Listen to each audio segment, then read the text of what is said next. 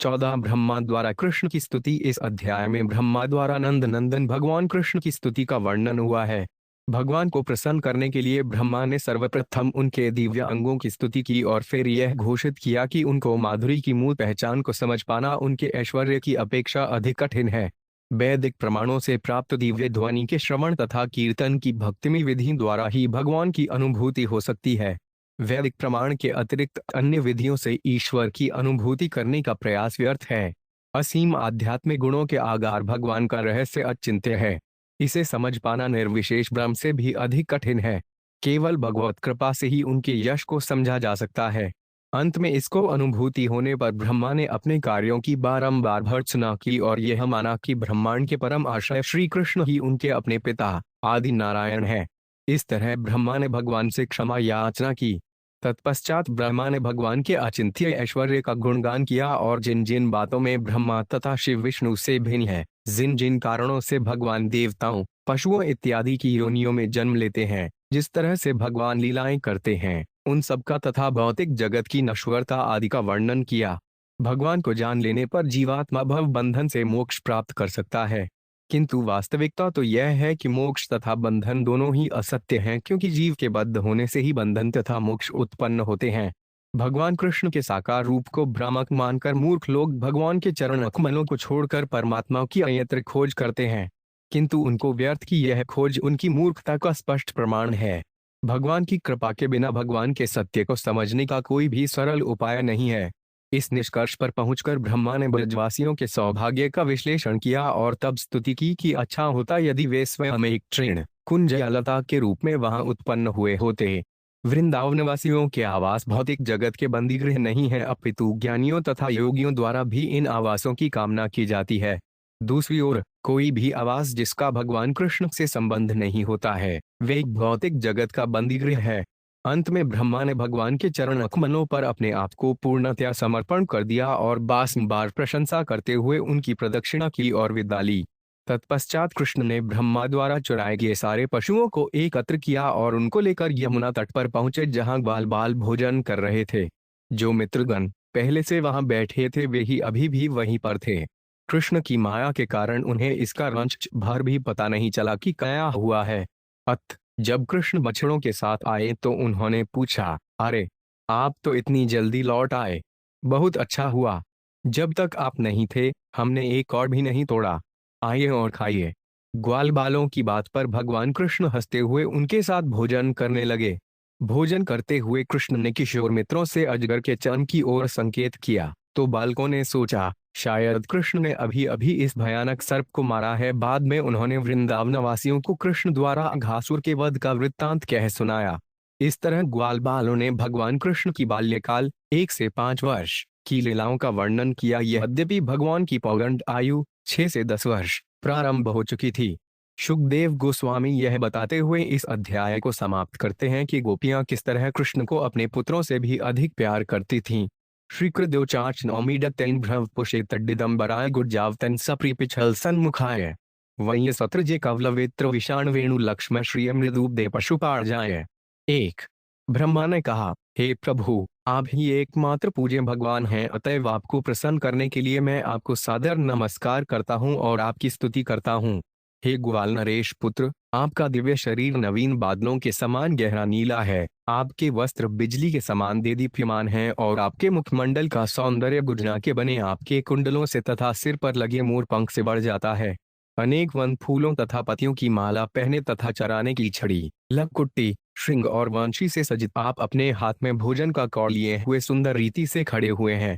तात्पर्य, पिछले अध्याय में ब्रह्मांड के सृष्टा ब्रह्मा ने भगवान कृष्ण के ग्वाल मित्रों तथा उनके बच्चों को चुराकर उनकी परीक्षा लेनी चाहिए थी, किंतु जब कृष्ण ने रंच भर अपनी योग शक्ति प्रदर्शित की तो ब्रह्मा जी पूर्णतया मोहित हो गए और अब वे अत्यंत विनयवान भक्ति भाव से उन्हें सादर नमस्कार करके उनकी स्तुति करते हैं।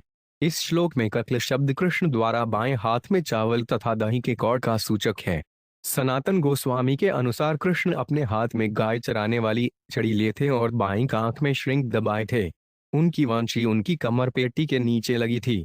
रंग बिरंगे जंगली खनिजों से अलंकृत सुंदर बाल कृष्ण बैकुंठ के ऐश्वर्य को लजा रहे थे।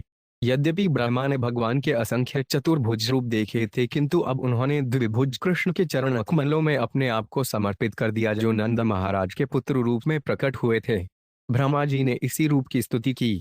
अस्यापि देव वपुषो मदनुग्रह से स्वेच्छाम्यस्त न तु भूतमयस्य को 5 पी नेशे महित्वप्सितो मनसांतरेण साक्षात वैवकिमुत्तात्म सुखानुभूते।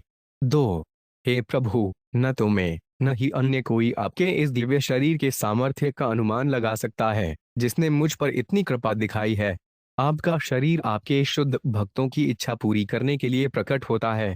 यद्यपि मेरा मन भौतिक कार्यकलापों से पूरी तरह विरत है, तो भी मैं आपके साकार रूप को नहीं समझ पाता। तो भला मैं आपके ही अंतर में आपके द्वारा अनुभूत सुख को कैसे समझ सकता हूँ। तात्पर्य: श्रील प्रभुपाद भगवान श्री कृष्ण 1 अध्याय 14 में लिखते हैं कि इस श्लोक में ब्रह्मा ने निम्नलिखित स्तुतिपूर्ण भाव व्यक्त किया। ग्वाल बाल के रूप में आपका आविर्भाव भक्तों के लाभ के लिए हुआ है। यद्यपि मैंने आपकी गौवें, बालक तथा बछड़े चुराकर आपके चरण कमलों में अपराध किया है, किंतु मैं समझ सकता हूँ कि अब आप मुझ पर कृपा दिखा रहे हैं। यह तो आपका दिव्य गुण है कि आप अपने भक्तों के प्रति अत्यंत वत्सल हैं। अपने प्रति आपके वात्सल्य के बावजूद मैं आपके शारीरिक कार्यों के सामर्थ्य का अनुमान नहीं लगा सकता। जब इस ब्रह्मांड का सर्वोपरि पुरुष मैं ब्रह्मा भगवान के बाल रूप शरीर का अनुमान नहीं लगा सकता, तो अन्यों के विषय में क्या कहा जाए। और यदि मैं आपके बाल रूप शरीर की आध्यात्मिक शक्ति का अनुमान नहीं लगा सकता, तो भला आपकी दिव्य लीलाओं को कैसे समझ सकता हूँ। अतएव जैसा कि भगवद्गीता में कहा गया है, जो कोई भगवान को दिव्य लीलाओं, उनके प्राकट्य तथा तिरोधान को भी समझता है, वे इस भौतिक शरीर को त्यागने के बाद भगवद्धाम में प्रवेश करने का पात्र बन जाता है।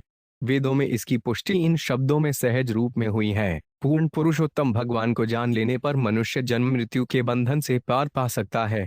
इसलिए मैं तो यही कहूंगा कि लोग आपको मानसिक ज्ञान द्वारा समझने का प्रयास न करें।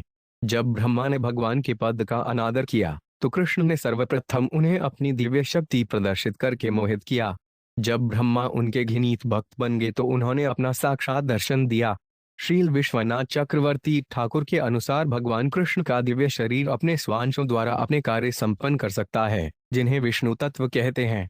ब्रह्मा ने ब्रह्म संहिता 5.32 में कहा है, अक्लनी यस्य सकलेडीय वृत्तिमंती। यह श्लोक न केवल इतना ही सूचित करता है कि भगवान अपने शरीर का कोई भी कार्य अपने किसी अंग द्वारा संपन्न कर सकते हैं, अपितु वे अपने विष्णु अंश के या किसी भी जीव के नेत्रों द्वारा देख भी सकते हैं। इसी प्रकार वे विष्णु या जीवंश के कानों से सुन सकते हैं। श्रील विश्वनाथ चक्रवर्ती ठाकुर इंगित करते हैं कि भगवान अपनी किसी भी इंद्रिय से कोई भी कार्य कर सकते हैं, किंतु कृष्ण रूप में अपनी लीलाओं में वे सामान्यतया अपनी ही आंखों से देखते हैं, अपने ही हाथों से छूते हैं और अपने ही कानों से सुनते हैं। इस तरह वे अत्यंत सुंदर एवं मनोहर ग्वाल बाल की तरह आचरण करते हैं। वैदिक ज्ञान का विस्तार ब्रह्मा से होता है, जिन्हें श्रीमद् भागवत के प्रथम श्लोक में आदि कवि कहा गया है। तो भी ब्रह्मा जी भगवान कृष्ण के दिव्य शरीर को जान नहीं पाए, क्योंकि वे सामान्य वैदिक ज्ञान की पहुंच से बाहर है। भगवान के समस्त दिव्य रूपों में गोविंद का द्विभुज रूप कृष्ण ही आदि एवं परम रूप है। अत गोविंद द्वारा मक्खन चुराने, गोपियों का स्तनपान करने, बछड़े चराने, वंशी बजाने तथा बालक क्रीड़ाएं करने की लीलाएं भगवान विष्णु के अंशों के कार्यकलापों की तुलना में अद्वितीय अयन ज्ञाने प्रयास मुदपास्य नमन्तेव जीवंती सन्मुखता भवदीय वार्ताम स्थाने स्थिता श्रुतिगता तनुवाडम नोबिये प्रायशो 5 जित जितो 5 प्यमित ब्रिलोक्याम। 3 जो लोग अपने प्रतिष्ठित सामाजिक पदों पर रहते हुए ज्ञान विधि का तिरस्कार करते हैं और मन, वचन और कर्मों से आपके तथा आपके कार्यकलापों के गुणगान के प्रति सम्मान व्यक्त करते हैं और आप तथा आपके द्वारा गिनजित इन कथाओं में अपना जीवन न्योछावर कर देते हैं, वे निश्चित रूप से आपको जीत लेते हैं, अन्यथा आप तीनों लोकों में किसी के द्वारा भी अजेय हैं। तात्पर्य: उद्भाष्य शब्द स्पष्ट सूचित करता है कि मानसिक चिंतन की विधि ज्ञान द्वारा परम सत्य को समझने का तनिक भी प्रयास नहीं करना चाहिए, क्योंकि इससे ईश्वर का अपूर्ण एवं निर्विशेष ज्ञान ही प्राप्त हो सकता है। जीवंती शब्द इसका द्योतक है कि जो भक्त कृष्ण का सदैव श्रवण करता है, वे भगवद्धाम जाता है, भले ही वे कुछ भी न करे और केवल भगवान विषय कथाएं ही सुनता रहे। श्रील सनातन गोस्वामी ने तन्वार्णोभी शब्दों की व्याख्या 3 प्रकार से की है। भक्तों के प्रसंग में कि वे मनसा वाचा कर्मणा भगवान कृष्ण को जीतने में समर्थ होते हैं। इस तरह कृष्ण भावनामृत में पूर्ण बनकर वे अपने हाथों से उनके चरण कमलों का स्पर्श कर सकते हैं। अपनी वाणी से उन्हें बुला सकते हैं और उनका चिंतन करके अपने मन के भीतर उनका प्रत्यक्ष दर्शन कर सकते हैं। अभक्तों के प्रसंग में तनवाड़ियानो भी शब्द अजित के द्योतक हैं और सूचित करते हैं कि जो लोग कृष्ण की प्रेम भक्ति नहीं करते वे अपने शारीरिक बल, वाकु चातुर्य या मानसिक शक्ति से परम सत्य को जीत नहीं सकते। सारे प्रयासों के बावजूद परम सत्य उनकी पहुंच के परे रह जाता है। जित शब्द के प्रसंग में तनवाड़नो भी शब्द यह सूचित करते हैं कि शुद्ध भक्तगण भगवान कृष्ण के तन, मन तथा वाणी को जीत लेते हैं। भगवान कृष्ण अपने शुद्ध भक्तों के पास रहने के कारण तन से जीत लिए जाते हैं और अपने भक्तों का गुणगान करते रहने से वाणी से तथा अपने प्रिय भक्तों का निरंतर चिंतन करने से मन से जीत लिए जाते हैं। श्रील विश्वनाथ चक्रवर्ती ठाकुर ने बनवाड़मनो भी शब्दों की व्याख्या नवनतः के साथ जोड़ते हुए की है। वे बतलाते हैं कि भक्तगण मनसा वाचा कर्म भगवान विश्व कथाओं का आदर करते हुए उनका पूरा लाभ उठा सकते हैं। भगवान की कथाओं को नमस्कार करते समय भक्त को चाहिए कि अपने हाथों तथा सिर से भूमि स्पर्श करते हुए शरीर को सेवा में लगाए। वह श्रीधद्र भागवत तथा भगवद गीता जैसे दिव्य ग्रंथों एवं इन ग्रंथों का प्रचार करने वाले भक्तों की प्रशंसा करने में अपनी वाणी को लगाए तथा भगवान की कथाओं का श्रवण करते समय आदर तथा आनंद का अनुभव करने में अपने मन को लगाए। इस तरह जिस निष्ठावान भक्त ने कृष्ण विषयक स्वल्प ज्ञान भी प्राप्त कर लिया है वे उनको जीत सकता है और उनके पास नित्य जीवन बिताने के लिए भगवधाम वापस जा सकता है। श्रेय सुति भक्ति मुद्दस्यते विभोक्लियन्ति ये केवलबोध लब्ध है तेषाम सौ क्लेशल एव शिष्यते नान्यथा स्थूल तुषावघाते नाम। 4 हे प्रभु, आत्म साक्षात्कार का सर्वोत्तम मार्ग तो आपकी ही भक्ति है।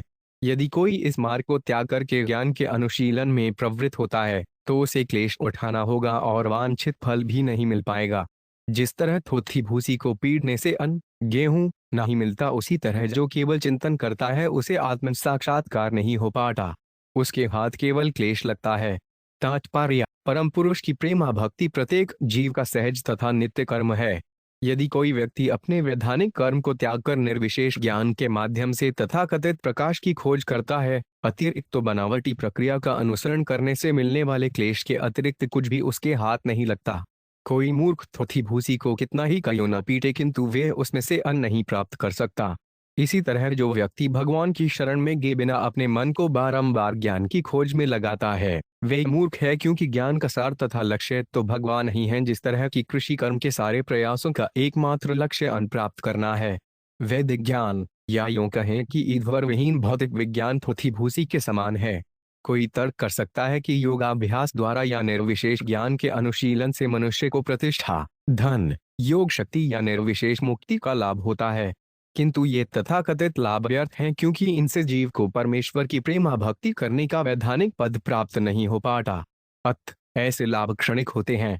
जैसा कि नृसिंह पुराण में कहा गया है, पत्रेषु पुष्पेषु फलेषु तोवेष्वक्रीतलभ्येषु वदेव सत्सु भ्रवत्या सुलभ्ये पुरुषे प्रिराणे मुक्ते की अर्थ क्रियते प्रयत्त है। जब आदि पुरुष सहज हो उपलब्ध होने वाली वस्तुओं यथा पत्र, पुष्प, फूल तथा जल से प्राप्त किए जा सकते हैं तो फिर मुक्ति के लिए अलग से प्रयास करने की क्या आवश्यकता है।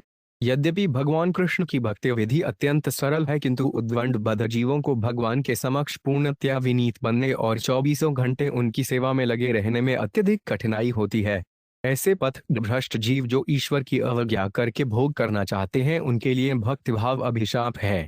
जब ऐसे उद्दंड जीव ज्ञान, तप तथा योग जैसे गर्वित प्रयासों से भगवद अर्पण से बच निकलना चाहते हैं तो जो ईश्वर के सशक्त नियमों द्वारा भौतिक जगत में वापस लौटा दिए जाते हैं और भौतिक संसार नामक भवसागर में डुबो दिए जाते हैं। पुरे भूमन ब्रह्मोत्पिल योगिंस्त्वदर्पिते हानिज कर्म लब्धया विबुध्य भक्त्याव कथोपनीत्या प्रपेदिर्योजो पाच्युत्ते गति पराम। 5 हे सर्वशक्तिमान, भूतकाल में इस संसार में अनेक योगी जिन्होंने अपने कर्तव्य निभाते हुए तथा अपने सारे प्रयासों को आपको अर्पित करते हुए भक्ति पद प्राप्त किया है। हे अच्युत, आपके श्रवण तथा कीर्तन द्वारा संपन्न ऐसी भक्ति से वे आपको जान पाए और आपकी शरण में जाकर आपके परमधाम को प्राप्त कर सके। तथापि भूमन महिमा गुण से ते विबोधुमयी ते अम्लांतरात्म भी अविक्रियात् स्वानुवाद रूपतोहानयवोध्यात्मत्या चाहिए था। 6 किंतु अभक्तगण आपके पूर्ण साकार रूप में आपका अनुभव नहीं कर सकते, फिर भी हृदय के अंदर आत्मा की प्रत्यक्ष अनुभूति द्वारा वे निर्विशेष ब्रह्म के रूप में आपका अनुभव कर सकते हैं। किंतु वे ऐसा तभी कर सकते हैं जब वे अपने मन तथा इंद्रियों को सारी भौतिक उपाधियों तथा इंद्रिय विषयों के प्रति आसक्ति से शुद्ध कर लें। केवल इस विधि से ही उन्हें आपका निर्विशेष स्वरूप प्रकट हो सकेगा। तात्पर्य: परमेश्वर के समस्त दिव्य स्वरूपों को समझ पाना बद्ध जीवों के लिए कठिन है। जैसा कि श्रीमद् भागवत के प्रथम स्कंद 1 फरवरी 11 में पुष्टि हुई है, ब्रह्मेति पर्यात्मेति थैवान इति शब्यते। ईश्वर के अस्तित्व को क्रमशः निर्विशेष तेज घट घटवासी अंतर्यामी परमात्मा तथा अपने नित्य धाम में वास करने वाले भगवान के रूप में समझा जाता है। कृष्ण का अस्तित्व भौतिक गुणों के परे है, इसीलिए यहाँ पर भगवान को अगुण से कहा गया है। योगाभ्यास करने या उच्च दार्शनिक चिंतन करने पर भी भौतिक गुणों से परे दिव्य अस्तित्व को समझ पाना कठिन है, और ये सारी विधियां एक तरह से भगवान के अनंत दिव्य गुणों को समझने में व्यर्थ होती हैं। केवल भगवान के शुद्ध भक्तों की कृपा से या भगवान की संगति करने से ही ईश्वर के साकार रूप का अनुभव किया जा सकता है। यह वह विधि है जो शुद्ध कृष्ण भावनामृत में जाकर अंत होती है। यही ज्ञान की अंतिम तथा चरम सिद्धि है। गुणात्मनस्तेट पे गुणान्विमातंहितावतीर्न से कई श्रींस्त कालेन यह विभिता सुकल्पय भपांचव खे मिहिका जुभास। 7 समय के साथ विद्वान दार्शनिक या विज्ञानी पृथ्वी के सारे परमाणु, हिम के कण या शायद सूर्य, नक्षत्र तथा ग्रहों से निकलने वाले ज्योति कणों की भी गणना करने में समर्थ हो सकते हैं, किंतु इन विद्वानों में ऐसा कौन है जो आप में अर्थात पूर्ण पुरुषोत्तम परमेश्वर में निहित असीम दिव्य गुणों का आकलन कर सके। ऐसे भगवान समस्त जीवात्माओं के कल्याण के लिए इस धरती पर अवतरित हुए हैं। तात्पर्य: श्रील सनातन गोस्वामी बतलाते हैं कि भगवान कृष्ण ग्रहणात्मा है क्योंकि वे गुणों को जीवंत करते हैं। उदाहरणार्थ, उदारता, बुद्धि तथा दया जैसे गुणों को विवेचना तो की जा सकती है, किंतु वे सजीव तभी होते हैं जब कोई सजीव व्यक्ति उन्हें प्रकट करता है। अतः कृष्ण गुणात्मा है क्योंकि वे इस भौतिक जगत में अवतरित होते हैं और अपने ईश्वरीय गुणों को प्रकट करके तथा अन्यों में उनकी प्रेरणा देकर धर्म की पुनः स्थापना करते हैं। जो जीव भगवान में प्राप्य दिव्य गुणों को विकसित करता है उसे असीम लाभ प्राप्त होता है और अंततः वह भगवधाम जाता है, जहां जाने पर सारे जीव मुक्त हो जाते हैं और दिव्य स्वभाव को प्राप्त होते हैं। श्रील सनातन गोस्वामी आगे यह भी बतलाते हैं कि भगवान हर जीव के लाभ हेतु एक विशिष्ट आध्यात्मिक गुण प्रदर्शित करते हैं। चूंकि इस सृष्टि में असंख्य जीव हैं, अतएव भगवान अनंत गुण प्रकट करते हैं। इस तरह प्रत्येक बद्ध जीव भगवान को विशिष्ट रूप से जान सकता है। यहाँ पर उदाहरण दिया गया है कि भले ही सबसे विद्वान पंडित गण पृथ्वी, हिम तथा प्रकाश के कणों को गणना कर लें, किंतु तो भी वे भगवान के गुणों को समझ नहीं पाएंगे। इस उदाहरण में पृथ्वी, हिम तथा प्रकाश उत्तरोत्तर सूक्ष्म होते जाते हैं, अतएव उनके अनंत कणों को गणना कर सकना एक प्रकार से बहुत ही कठिन है। श्रील विश्वनाथ चक्रवर्ती के अनुसार भगवान संकर्षण जैसे महापुरुषों ने पृथ्वी के ही नहीं अपितु सारे ब्रह्मांड भर के परमाणुओं की संख्या की गणना की है। फिर भी संकर्षण जैसे व्यक्ति जो कि अनादिकाल से भगवान की महिमा का निरंतर गुणगान करते आ रहे हैं, उन गुणों की गणना के अंतिम दौर में भी नहीं पहुंच पाए। भगवान कृष्ण वृंदावन में अपनी बालीलाओं के समय आश्चर्यजनक गुण प्रदर्शित करते हैं। वहां वे गोपिकाओं का माखन चुराते हैं, अपनी सखियों के साथ नाचते हैं और अपने प्रिय संगी ग्वाल बालों के साथ उनके सर्वाधिक प्रिय सखा के रूप में क्रीड़ा करते हैं। यद्यपि ये सामान्य मानवीय क्रीड़ाएं प्रतीत होती हैं, किंतु इन दिव्य लीलाओं में कृष्ण के असंख्य सुंदर गुण निहित रहते हैं, जो शुद्ध भक्तों के जीवनाधार हैं। ततेर्नुकम पासुस्मी क्षमाणो भुज्जानेवात्मकृतां विपाकम हद्वाग्वपुर्भिविद्य नमस्ते जीवेत्यो मुक्तिपदे सदा यभाक। 8 हे प्रभु, जो व्यक्ति अपने विगत दुष्कर्मों के फलों को धैर्य पूर्वक सहते हुए तथा अपने मन, वाणी तथा शरीर से आपको नमस्कार करते हुए सत्यनिष्ठा से आपकी अहेतु की कृपा प्रदत्त किए जाने की प्रतीक्षा करता है, वह अवश्य ही मोक्ष का भागी होता है, क्योंकि यह उसका अधिकार बन जाता है। तात्पर्य: श्रील श्रीधर स्वामी टीका करते हुए बतलाते हैं कि जिस प्रकार वृद्ध पुत्र को पिता का उत्तराधिकारी बनने के लिए केवल जीवित रहना होता है, उसी तरह जो व्यक्ति भक्ति योग के नियमों का पालन करते हुए कृष्ण भावनामृत को अपना प्राणाधार बनाता है, उसे भगवत कृपा प्राप्त होती है। दूसरे शब्दों में वे भगवधाम को जाता है। सुस्मीक्षमाण शब्द सूचित करता है कि भक्त अपने पूर्व पाप कृत्यों के कष्टकारक फलों का भोग करते हुए भी भगवान की कृपा को प्रतीक्षा करता है। भगवान कृष्ण ने भगवद गीता में कहा है कि जो भक्त उनकी शरण में चला जाता है उसे पूर्व कर्म का फल नहीं भोगना पड़ता। फिर भी चूंकि भक्त के मन में अपनी पूर्व पाप मनोवृत्ति के अवशेष रह सकते हैं, अतः भगवान कभी कभी अपने भक्त को दंड देते प्रतीत होते हैं, जो पाप के फलों जैसा हो सकता है। ईश्वर की संपूर्ण सृष्टि का उद्देश्य जीव की उस प्रवृत्ति को सुधारना है जिसमें वे ईश्वर के बिना भोग करना चाहता है। अतः किसी पाप कर्म के लिए विशेष दंड दिया जाना उस मनोवृत्ति को कम करने के लिए होता है जिससे वह कर्म हुआ होता है। यद्यपि भक्त भगवान की भक्ति के अधीन रहता है, किंतु जब तक वे कृष्ण भावनामृत में पूरी तरह दक्ष नहीं हो लेता तब तक उसमें इस जगत के मिथ्या सुख को भोगने की थोड़ी थोड़ी प्रवृत्ति रह जाती है। इसलिए भगवान इस बची हुई भोग प्रवृत्ति को समूल नष्ट करने के लिए विशिष्ट स्थिति उत्पन्न करते हैं।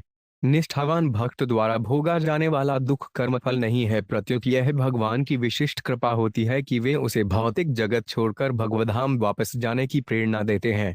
निष्ठावान भक्त भगवधाम जाने के लिए इच्छुक रहता है, इसलिए वह खुशी खुशी भगवान के दयापूर्ण दंड को स्वीकार करता है और वह मन, वचन तथा कर्म से भगवान को आदर देता है तथा नमस्कार करता है।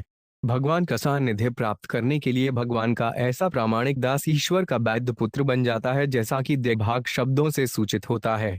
जिस प्रकार स्वयं अग्नि बने बिना कोई भी व्यक्ति सूर्य के पास नहीं पहुंच सकता, उसी तरह कठोर शुद्धिकरण विधि का पालन किए बिना कोई परम पवित्र कृष्ण तक नहीं पहुंच सकता। यह शुद्धिकरण भले ही कष्ट जैसा प्रतीत हो, किंतु यह भगवान के हाथों द्वारा किया गया उपचार होता है।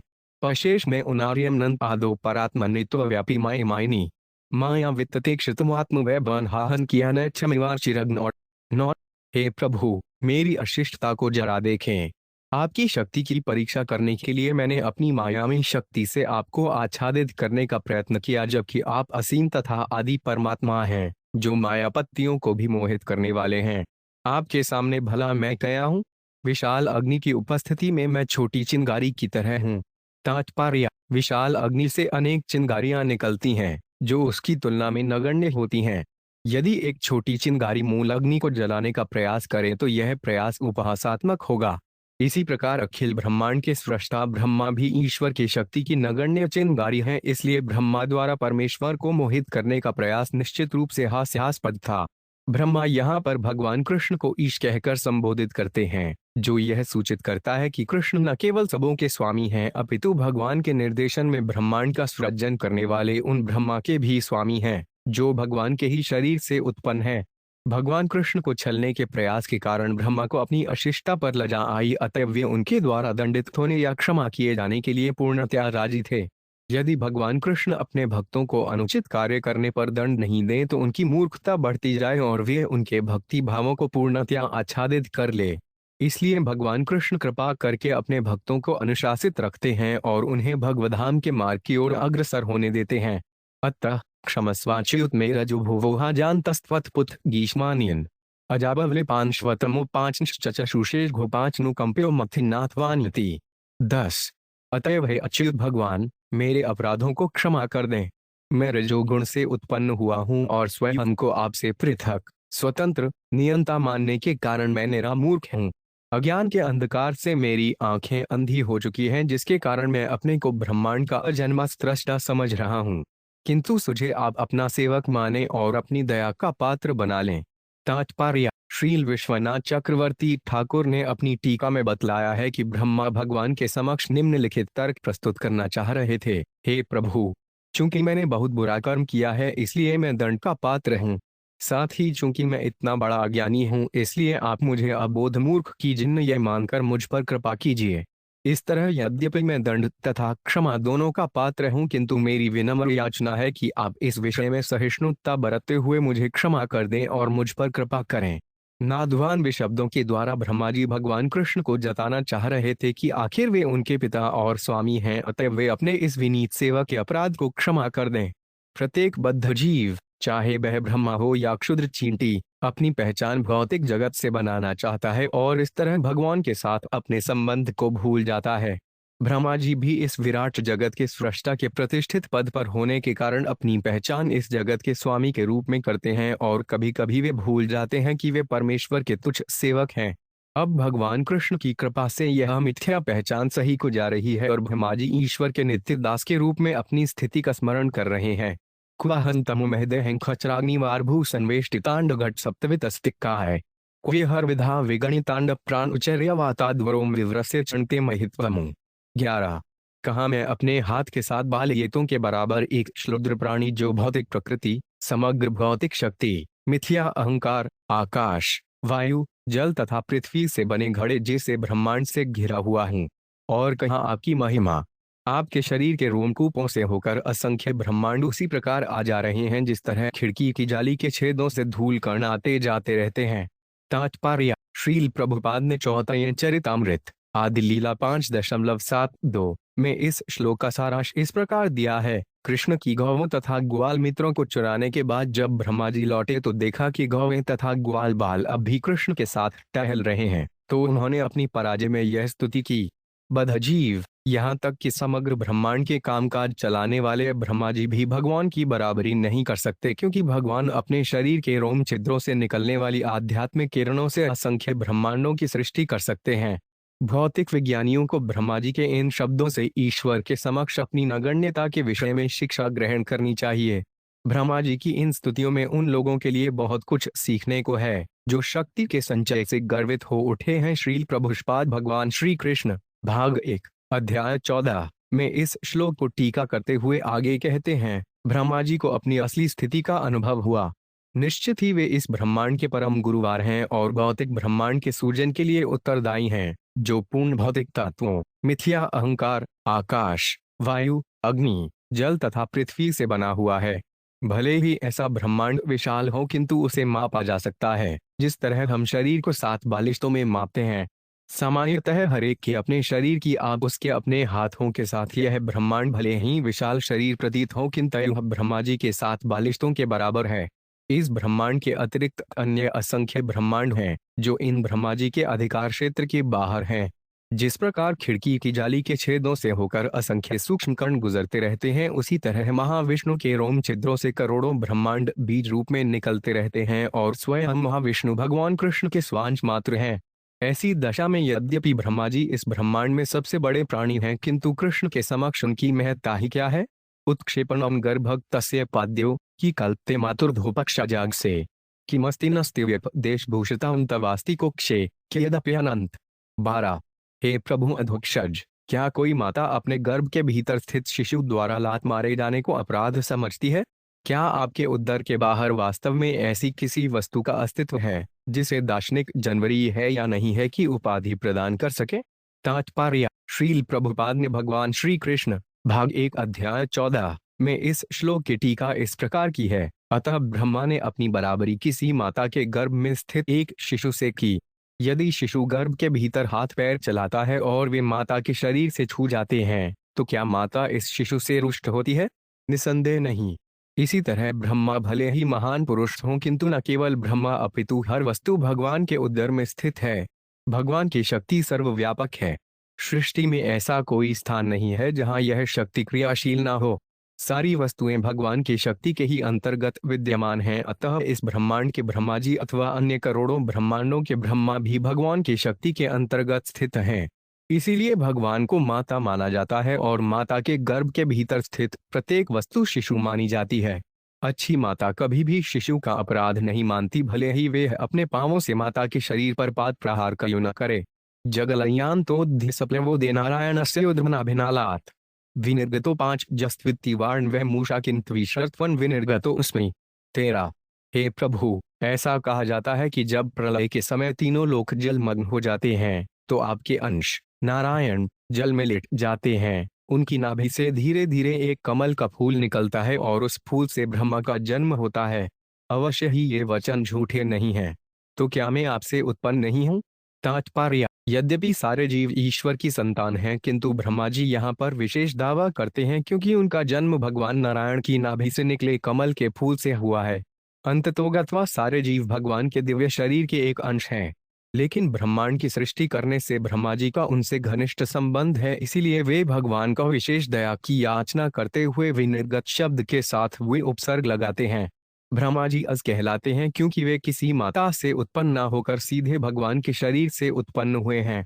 जैसा कि श्रील प्रभुपाद ने भगवान श्री कृष्ण में लिखा है, इससे यही निष्कर्ष निकलता है कि नारायण ही ब्रह्मा की माता है। इन्हीं कारणों से ब्रह्मा जी अपने अपराधों के लिए विशेष क्षमा याचना करते हैं। नारायणस्त्वन्न हि सर्वदेहिनामात्मा सधीशारि बिलोक साक्षी नारायणोडर नरभुज लायना तचापे सत्यान्न तवैव माया। 14 हे परम नियंता, प्रत्येक देहधारी जीव के आत्मा तथा समस्त लोगों के शाश्वत साक्षी होने के कारण क्या आप आदि नारायण नहीं हैं? निसंदेह भगवान नारायण आपके ही अंश हैं और वे नारायण इसलिए कहलाते हैं क्योंकि ब्रह्मांड के आदि जल के जनक हैं। वे सत्य हैं, आपकी माया से उत्पन्न नहीं हैं।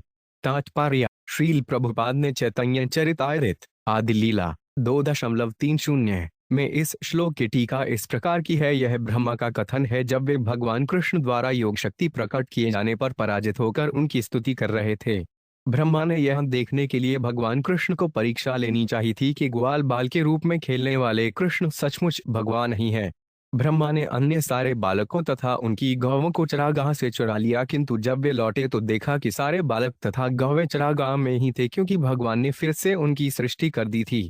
जब ब्रह्मा ने भगवान कृष्ण की इस योग शक्ति को देखा तो उन्होंने हार मान ली और भगवान को अपना स्वामी तथा सृष्टि की प्रत्येक वस्तु का दृष्टा एवं समस्त जीवों के भीतर स्थित परमात्मा के रूप में संबोधित करते हुए उनकी स्तुति की। भगवान कृष्ण नारायण है अर्थात ब्रह्मा के पिता हैं, क्योंकि कृष्ण के अंश रूप गर्भोदकशायी विष्णु ने गर्भोदक में शयन करते हुए ब्रह्मा को अपने शरीर से उत्पन्न किया था। कारणार्णव में महाविष्णु और सबों के हृदय में वास करने वाले परमात्मा स्वरूप क्षीरोदकशायी विष्णु भी परम सत्य के अंश हैं। श्रील सनातन गोस्वामी ने इस श्लोक की टीका करते हुए भगवान के आदि स्वरूप श्री कृष्ण के अवतार विष्णु या नारायण के अंश की विस्तृत व्याख्या को है। इसका सार यह है कि यद्यपि ब्रह्मा जी नारायण से उत्पन्न हुए थे, किंतु अब ब्रह्मा समझ रहे हैं कि नारायण तो आदि भगवान श्री कृष्ण के ही अंश हैं। तचे जजलस्थंत स जगद ठपो कि में न हृष्ट भगवंस तदेव कि वासुदृषधि में तदेव की नो सपदेव पुनर्व्यदर्शी। 15। हे प्रभु, यदि संपूर्ण ब्रह्मांड को शरण देने वाला आपका यह दिव्य शरीर वास्तव में जल में शयन करता है, तो फिर आप मुझे तब क्यों नहीं दिखे जब मैं आपको खोज रहा था? और तब क्यों आप सहसा प्रकट नहीं हो गए थे यद्यपि मैं अपने हृदय में आपको ठीक से देख नहीं पाया था? तात्पर्य यहाँ पर ब्रह्मा जी विराट सृष्टि के प्रारंभ के अपने अनुभव का उल्लेख कर रहे हैं। जैसा कि श्रीमद् भागवत के 2 स्कंद में कहा गया है कि ब्रह्मा का जन्म उस विशाल कमलासन से हुआ जिसकी नाल नारायण की नाभि से निकली थी। ब्रह्मा अपने विषय में, अपने कार्य तथा अपनी पहचान के बारे में मोहित थे, अतएव सही जानकारी पाने के उद्देश्य से वे एक मलनाल के उद्गम का पता लगाना चाह रहे थे। भगवान को न पाकर ब्रह्मा अपने आसन पर लौट आए और अदृश्य किंतु दिव्य भगवदाणी द्वारा आदेश दिए जाने पर घोर तपस्या में लग गए। दीर्घ ध्यान के बाद ब्रह्मा ने भगवान को देखा, किंतु वे तुरंत ही ओझल हो गए। इस तरह ब्रह्मा ने निष्कर्ष निकाला कि भगवान का दिव्य शरीर भौतिक नहीं अपितु अचिंत्य योग शक्तियों से ओतप्रोत नित्य आध्यात्मिक स्वरूप है। दूसरे शब्दों में ब्रह्मा ने समस्त योग शक्ति के स्वामी भगवान का ललकार कर अच्छा नहीं किया। अनरेव मायाधमनावतारे हास्य प्रपन्न से बहिस्फुटस्त कृत्स्न से चांतर जठरे जनया मायात्वमेव प्रकटीकृते। 16। हे प्रभु, आपने इसी अवतार में यह सिद्ध कर दिया है कि आप माया के परम नियंत्रक हैं। यद्यपि आप अब इस ब्रह्मांड के भीतर हैं, किंतु सारा ब्रह्मांड आपके दिव्य शरीर के भीतर है। आपने इस तथ्य को माता यशोदा के समक्ष अपने उदर के भीतर ब्रह्मांड दिखलाकर प्रदर्शित कर दिया है। तात्पर्य यहाँ पर ब्रह्मा जी भगवान की अचिंत्य आध्यात्मिक शक्ति का वर्णन कर रहे हैं। हम घर के भीतर घट को तो देखते हैं, किंतु इसी घट के भीतर घर के होने की अपेक्षा नहीं करते। किंतु भगवान इस ब्रह्मांड के भीतर प्रकट होकर अपने शरीर के भीतर समस्त ब्रह्मांडों को प्रदर्शित कर सकते हैं। कोई यह तर्क कर सकता है कि चूंकि माता यशोदा ने भगवान कृष्ण के उदर के भीतर जो ब्रह्मांड देखे थे वे उनके शरीर के भीतर ही थे, अतएव वे बाह्य रूप से प्रकट मायामय भौतिक ब्रह्मांडों से भिन्न है। किंतु ब्रह्मा जी उस तर्क का निराकरण करते हैं। भगवान कृष्ण मायाधमन है, माया के परम नियंता हैं। भगवान अपनी परम योग शक्ति से साक्षात माया को मोहित कर सकते हैं। इस तरह भगवान ने अपने शरीर के भीतर सचमुच ही सारे भौतिक ब्रह्मांडों को प्रदर्शित किया। यह मायात्व है, भगवान की चकित कर देने वाली परम शक्ति। यस्य कुक्षावित सर्व सात्मान भाति यथा तथा तत्वयपि तत्सर्व किमिद्वान माया विना। 17। जिस तरह आप समेत यह सारा ब्रह्मांड आपके उदर में प्रदर्शित किया गया था, उसी तरह अब यह उसी रूप में यहाँ पर प्रकट हुआ है। आपकी अचिंत्य शक्ति की व्यवस्था के बिना भला ऐसा कैसे घटित हो सकता है?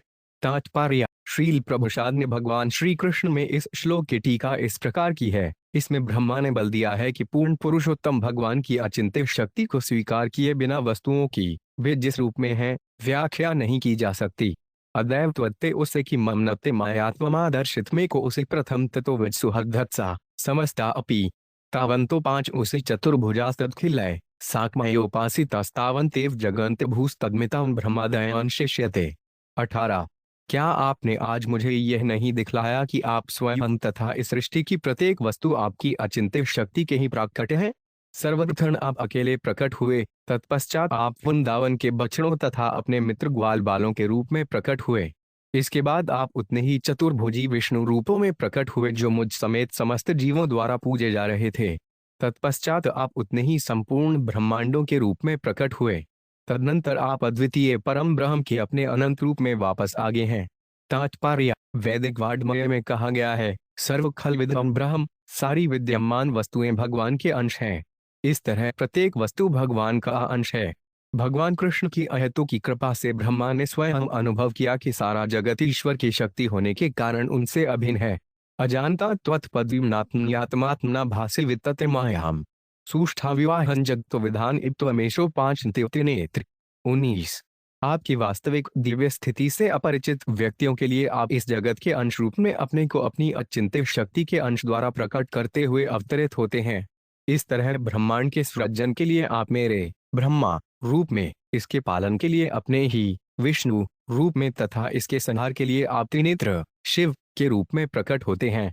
तात्पर्य: यद्यपि निर्विशेष मायावादी दार्शनिक यह सोचते हैं कि देवतागण माया हैं, किंतु ब्रह्मा, शिव तथा विष्णु को यहाँ पर भगवान का अंश कहा गया है, फलत वे सत्य हैं। वे ब्रह्मांड के अद्वितीय शक्तिशाली नियंत्रक हैं। परम सत्य सर्वोच्च एवं सुंदर पुरुष है, इसलिए ईश्वर की सृष्टि में हमें साकारता का आभास होता है। सुरेश विशिष्वीश तथा निश्चय तिर्यक्षुयादस्वशी तेजनस्त जन्मास्तान दुर्मद निग्रहाय प्रभो विधात सदनुग्रहाय नर। 20। हे प्रभु, हे परम स्रष्टा एवं स्वामी, यद्यपि आप अजन्मा हैं, किंतु श्रद्धाविहीन असुरों के मिथ्या गर्व को चूर करने तथा अपने संत सदृश भक्तों पर दया दिखाने के लिए आप देवताओं, ऋषियों, मनुष्यों, पशुओं तथा जलचरों तक के बीच में जन्म लेते हैं। तात्पर्य: भगवान कृष्ण देवताओं के बीच वामनदेव के रूप में, ऋषियों में परशुराम, मनुष्यों में साक्षात कृष्ण तथा रामचंद्र के रूप में और पशुओं में वराह के रूप में अवतरित होते हैं। वे जलचरों के मध्य मत्स्य रूप में प्रकट होते हैं। भगवान के मूल विस्तार असंख्य हैं, क्योंकि वे इस ब्रह्मांड में नास्तिकों के मिथ्या दर्प को चूर करने तथा संत सदृश भक्तों पर दया दिखाने के लिए दयाद्र होकर अवतरित होते हैं। दूसरे शब्दों में, चूंकि भगवान शाश्वत रूप से विद्यमान हैं, अतः वे कभी प्रकट नहीं होते। उनका प्राकट्य सूर्य के समान है, जो आकाश में सदैव रहता है, किंतु वे हमें कभी कभी दृष्टिगोचर होता है। को वेति भूमन भगवत परात्मन योगेश्वरोत्तीर्भवतस्त्रिलोक्याम को वा कथन वा कति वा कदेति विस्तारयन् क्रीडसी मायाम। 21। हे भूमन, हे भगवान, हे परमात्मा, हे योगेश्वर, आपकी लीलाएं इन तीनों लोकों में निरंतर चलती रहती हैं, किंतु इसका अनुमान कौन लगा सकता है कि आप कहाँ, कैसे और कब अपनी आध्यात्मिक शक्ति का प्रयोग कर रहे हैं और इन असंख्य लीलाओं को संपन्न कर रहे हैं? इस रहस्य को कोई नहीं समझ सकता कि आपकी आध्यात्मिक शक्ति किस प्रकार से कार्य करती है। तात्पर्य: इसके पूर्व ब्रह्मा जी कह चुके हैं कि भगवान कृष्ण देवताओं, मनुष्यों, पशुओं इत्यादि के बीच अवतरित होते हैं, किंतु इसका यह अर्थ नहीं लगाना चाहिए कि अपने अवतारों से भगवान निराहत होते हैं। जैसा कि ब्रह्मा जी यहाँ पर स्पष्ट करते हैं, भगवान के कार्यकलापों की दिव्य प्रकृति को कोई भी नहीं समझ सकता, क्योंकि ये उनकी आध्यात्मिक शक्ति द्वारा संपन्न होते हैं। जे भूमन होते हुए भी परम सुंदर व्यक्ति हैं, अर्थात इस पर भी वे भगवान ही हैं, जो अपने धाम में प्रेमयी लीलाएं करते रहते हैं। इसके साथ ही वे परमात्मा हैं, जो सारे बद्ध जीवों के कार्यकलापों की अनुमति देते हैं और उनके साक्षी हैं। योगेश्वर शब्द से भगवान की विविध पहचान होती है। परम सत्य समस्त योग शक्तियों के स्वामी हैं। यद्यपि वे एक हैं तथा सर्वोच्च होते हुए भी वे विविध प्रकारों से अपनी महानता तथा ऐश्वर्य प्रदर्शित करते हैं। ऐसे उच्च आध्यात्मिक विषयों को तुझ भौतिक शरीर से स्वयं की पहचान करने वाले मूर्ख व्यक्ति मुश्किल से समझ पाएंगे। ऐसे बद्ध जीव यथा नास्तिक विज्ञानी अपनी गर्वित बुद्धि को ही सर्वश्रेष्ठ मानते हैं। माया में दृढ़ विश्वास करने के कारण वे प्रकृति के गुणों में फंस जाते हैं और ईश ज्ञान से दूर धकेल दिए जाते हैं। तस्मादिमन जगदशेष्म सत्स्वरूप स्वश्नामस्तधिषणं पुरुदुःखम त्वयैव नित्य सुख बोधत नावनन्ते मायात उदयद्यत् सदिवा भाति। 22। अतः यह संपूर्ण ब्रह्मांड, जो कि स्वर्ण के तुल्य है, प्रकृति से असत्य है, फिर भी असली सत्य प्रतीत होता है, और इस तरह यह मनुष्य की चेतना को प्रच्छन्न कर लेता है और बार बार दुख का कारण बनता है। यह ब्रह्मांड सत्य इसलिए लगता है क्योंकि यह आपसे उद्भूत माया की शक्ति द्वारा प्रकट किया जाता है, जिनके असंख्य दिव्य रूप शाश्वत सुख तथा ज्ञान से पूर्ण है। तात्पर्य: यह ब्रह्मांड भोग की वस्तु या बद्धजीवों के स्थायी निवास के रूप में निश्चय ही भ्रम है, कोई कर स्वप्न के सिवा कुछ नहीं है। कोई यह दृष्टांत प्रस्तुत कर सकता है कि मरुस्थल में अत्यधिक जल का दृष्टिगोचर होना स्वप्न के सिवाय कुछ नहीं है, यद्यपि असली जल कहीं और रहता है। इसी तरह घर, सुख तथा पदार्थ के भीतर वास्तविकता का दर्शन होना मूर्खों के स्वप्न के सिवाय कुछ नहीं, जिसमें बारंबार कष्ट प्रकट होते हैं। किंतु दूसरे अर्थ में ब्रह्मांड सत्य है। वेदांत सूत्र के भाष्य में श्रील मध्वाचार्य ने वैदिक श्रुति मंत्रों को उद्धृत करते हुए इसकी पुष्टि की है। सत्य छ वेद विषमस्जत भगवान द्वारा सूजित यह ब्रह्मांड सत्य है।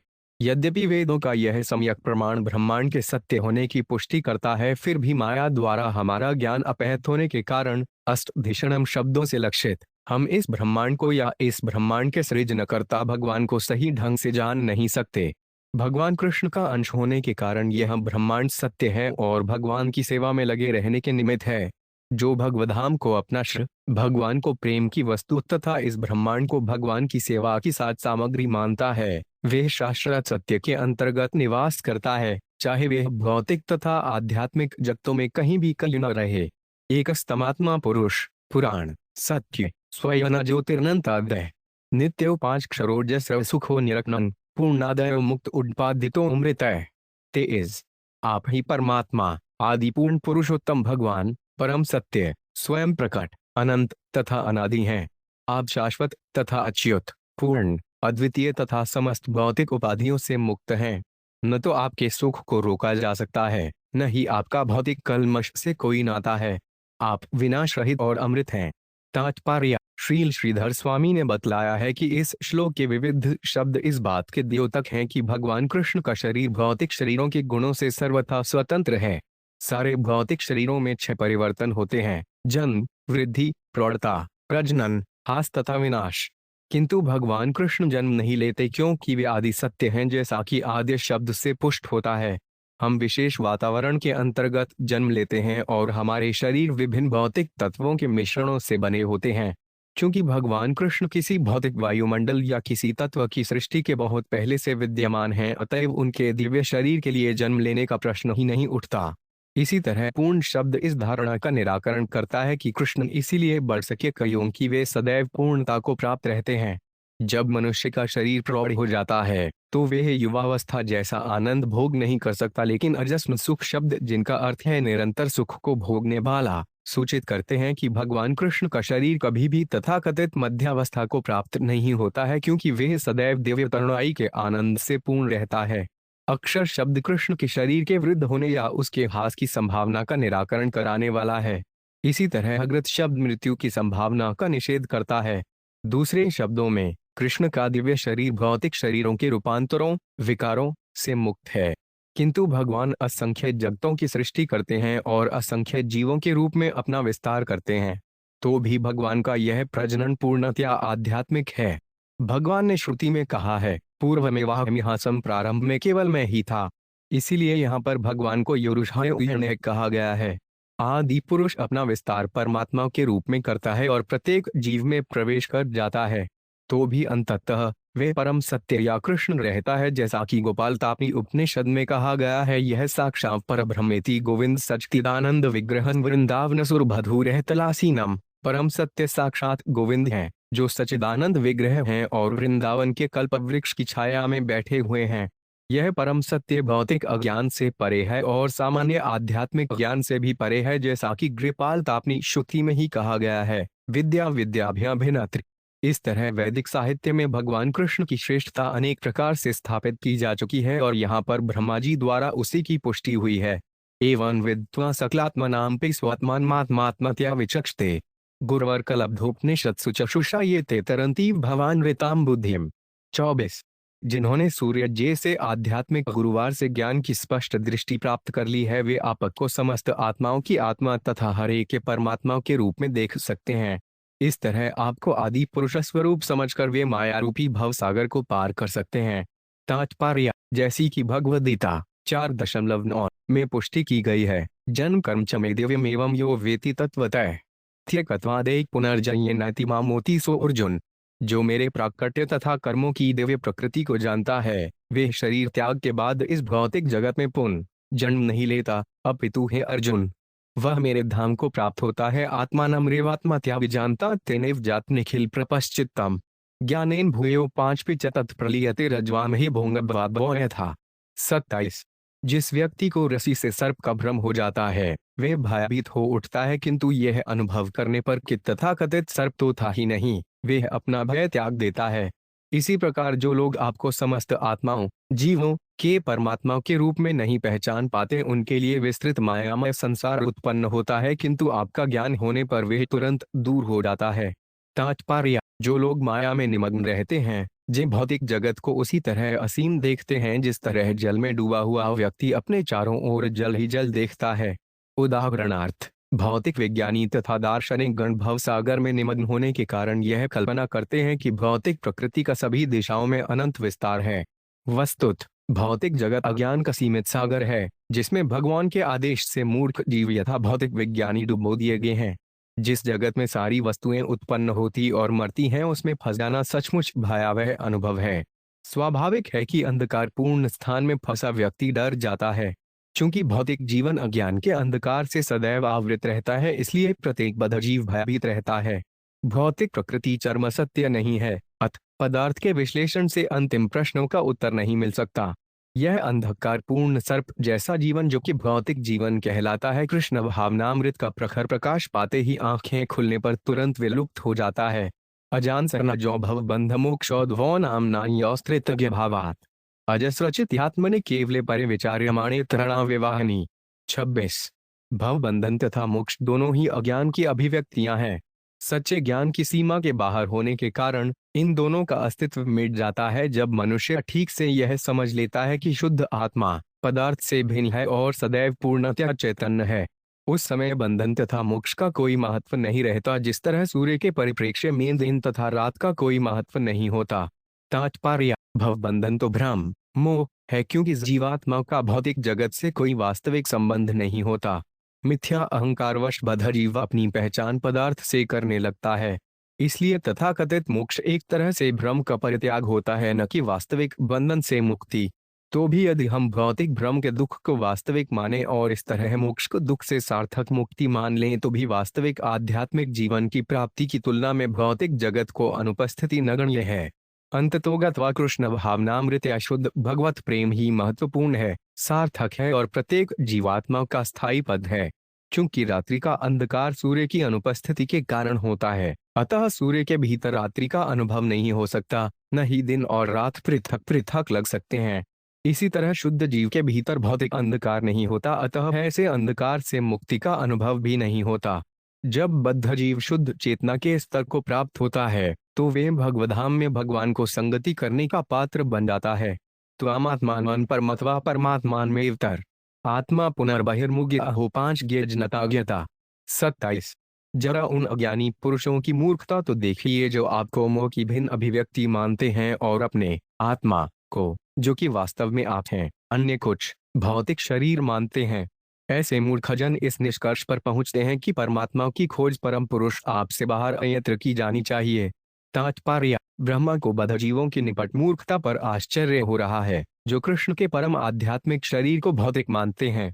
ऐसे लोग भगवान के आध्यात्मिक स्वरूप से अपरिचित रहने के कारण अपने शरीरों को ही स्व मान बैठते हैं। अतएव वे इस निष्कर्ष पर पहुंचते हैं कि आध्यात्मिक सच्चाई को परम पुरुष कृष्ण से बाहर खोजना चाहिए। कभी कभी ऐसे मूर्खजन कृष्ण को उन अनेक जीवों में से एक मान बैठते हैं, जो मिलकर निर्विशेष जीव की सृष्टि करते हैं। दुर्भाग्यवश ऐसे ज्ञानी न तो भगवान के मुख से सुनना चाहते हैं, न ही ब्रह्मा सरीखे भगवान के प्रामाणिक प्रतिनिधियों से, चूंकि वे मनमाने ढंग से परम पुरुष की कल्पना करते हैं। अतएव अंततः भ्रम एवं अज्ञान ही उनके हाथ लगता है, जिसे वे जीवन का रहस्य बताते हैं। अंतर्भवेदनंत भवन्तमेव त्यजन्तुम विज्ञन्ति सन्तः असन्तमप्यन्त्यहिमन्तरेण सन्तां गुणन्त किं यन्ति सन्त। 28। हे अनंत भगवान, संत जन आपसे भिन्न हर वस्तु का तिरस्कार करते हुए अपने ही शरीर के भीतर आपको खोज निकालते हैं। निसंदेह विभेद करने वाले व्यक्ति भला किस तरह अपने समक्ष पड़ी हुई रस्सी की असली प्रकृति को जान सकते हैं, जब तक वे इस भ्रम का निराकरण नहीं कर लेते कि यह सर्प है। तात्पर्य: कोई तर्क कर सकता है कि मनुष्य को चाहिए कि आत्म साक्षात्कार का अनुशीलन करने के साथ ही साथ वे भौतिक शरीर के लिए इंद्रिय तृप्ति में लगा रहे। इसका निराकरण यहाँ पर रस्सी को सर्प समझने के दृष्टांत द्वारा किया गया है। भ्रमवश रस्सी को सर्प समझने वाला व्यक्ति भयभीत हो उठता है और तथाकथित सर्प के विषय में सोचता है, किंतु यह पता चल जाने पर कि तथाकथित सर्प वास्तव में रस्सी है, उसे भिन्न भाव राहत का अनुभव होता है और तब यह रस्सी के प्रति उदासीन हो जाता है। इसी तरह चूंकि हम भौतिक शरीर को भ्रमवश स्व मान लेते हैं, अतएव शरीर को लेकर अनेक भावों की हमें अनुभूति होती है, किंतु यह पता चलने पर कि यह शरीर भौतिक रसायनों की पोटली मात्र है, हम ध्यानपूर्वक सोचते हैं कि यह भ्रम किस तरह उत्पन्न हुआ और तब शरीर के प्रति हमारी रुचि नहीं रह जाती। यह जान लेने पर कि हम शरीर के भीतर शाश्वत आत्मा हैं, यह स्वाभाविक है कि हम अपना ध्यान असली आत्मा पर एकाग्र करते हैं। जो लोग संत स्वभाव के तथा बुद्धिमान हैं, वे सदैव आध्यात्मिक ज्ञान अर्थात कृष्ण भावनामृत का अनुशीलन करते हैं, क्योंकि वे शरीर को स्व मानने की मूर्खतापूर्ण गलत पहचान को त्याग चुके होते हैं। ऐसे कृष्ण भावना भावित व्यक्तियों को शरीर के भीतर परमात्मा रूप में वास करने वाले भगवान की अनुभूति होती है, जो प्रत्येक जीव का साक्षी एवं मार्गदर्शक है। परमात्मा तथा आत्मा की अनुभूति इतनी सुखद तथा संतोषप्रद होती है कि सिद्ध व्यक्ति उन सारी बातों को स्वयमेव छोड़ देता है जो उसकी आध्यात्मिक प्रगति से संबंध नहीं रखती। अश्रद्धापिते देव पदाम्बु जगमय प्रसादलेशानुगृहीते वहे जानति तत्वन भगवन महिम्नो न चान्य एको 5 पिचिर विचिन्बन। 29। हे प्रभु, यदि किसी पर आपके चरण कमलों की लेश मात्र भी कृपा हो जाती है तो वे आपकी महानता को समझ सकता है, किंतु जो लोग भगवान को समझने के लिए चिंतन करते हैं, वे अनेक वर्षों तक वेदों का अध्ययन करते रहने पर भी आपको जान नहीं पाते। तात्पर्य: उपर्युक्त पाठ श्रील प्रभुपाद कृत चैतन्य चरितामृत मध्य लीला 6.84 से उद्धृत किया गया है। भगवान कृष्ण उन बद्धजीवों पर जो भगवान की भ्रामक शक्ति माया से व्यर्थ ही संघर्ष करते रहते हैं, अपनी कृपा प्रदान करने के लिए अत्यधिक उत्सुक रहते हैं। बद्धजीव सुख के लिए इंद्रिय तृप्ति के द्वारा और ज्ञान के लिए मानसिक चिंतन के द्वारा संघर्ष करता है। इन दोनों विधियों से उसे दुखमय तथा निराशाजनक स्थिति का सामना करना पड़ता है, किंतु यदि बद्धजीव भगवान कृष्ण के चरण कमलों की शरण ग्रहण करता है और इस तरह उनकी वांछ मात्र भी अहेतु की कृपा प्राप्त कर लेता है, तो सारी स्थिति बदल जाती है और जीव कृष्ण भावनामृत में आनंद तथा ज्ञान का असली जीवन प्रारंभ कर सकता है। तदस्तु में नाथ सबूरी भागो भवे उत्तरवाण्यत्र तु वातिरश्चाम ये न हमेको 5 भवजनान अमृतवा निशिवे तव पाद पल्लवम। 30। अतः हे प्रभु, मेरी प्रार्थना है कि मैं इतना भाग्यशाली बन सकूं कि इसी जीवन में ब्रह्मा के रूप में या दूसरे जीवन में जहां कहीं भी जन्म लूं, मेरी गणना आपके भक्तों में हो। मैं प्रार्थना करता हूं कि चाहे पशु योनि में ही सही, मैं जहां कहीं भी हूं, आपके चरण कमलों की भक्ति में लग सकूं। अहो 5 अतिथया व्रजगोर्मणस्तयामृत पीतमतीव ते मुद्रा या सा विभुवत सत्रात्मजात्मना ये तो तय दद्यापे नचाल मध्वरा। 39। है सर्वशक्तिमान भगवान, वह उन रावण की गौवें तथा स्त्रियां कितनी भाग्यशालिनी हैं जिनके बछड़े तथा पुत्र बनकर आपने परम प्रसन्नता पूर्वक एवं संतोष पूर्वक उनके स्तनपान का अमृत पिया है। अनंत काल से अब तक संपन्न किए गए सारे वैदिक यज्ञों से भी आपको उतना संतोष नहीं हुआ होगा। अहो भाग्यम हो भाग्य नंद गोपव्रजोक्साम अंसमित्र परमानंदन पूर्ण ब्रह्म सनातनम। 32। नंद महाराज, सारे ग्वाले तथा व्रजभूमि के अन्य सारे निवासी कितने भाग्यशाली हैं।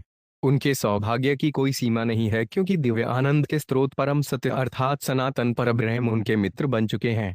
तात्पर्य: यह अनुवाद प्रभुपाद कृत श्री चैतन्य चरितायुत मध्य लीला 6.149 से उद्धृत है। ईशा तु भाग्य महिमाच्युत्तावदास्ता परिकादशैव बद्भूरि भागा एतद्धूषिक्षष्क सकृत पिबाम शर्वाद्यो 5 दज मध्वमृतास्वन्ते। 33।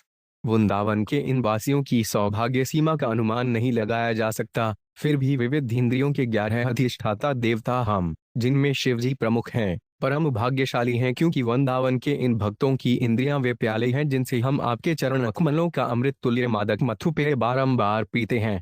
तद्भूरे भाग्य में जन्म की मपेटव्यायत गोकुले पिकत्माझप्रिर्जो अभिषेकम यजीवितांतु निखिल भगवान मुकुंस्त वद्याप्यत्य दर्जय श्रुति मृग्यमेव। 34। मेरा संभावित परम सौभाग्य यह होगा कि मैं गोकुल के इस वन में जन्म ले सकूं और इसके निवासियों में से किसी के भी चरण कमलों से गिरी हुई धूल से अपने सिर का अभिषेक करूं।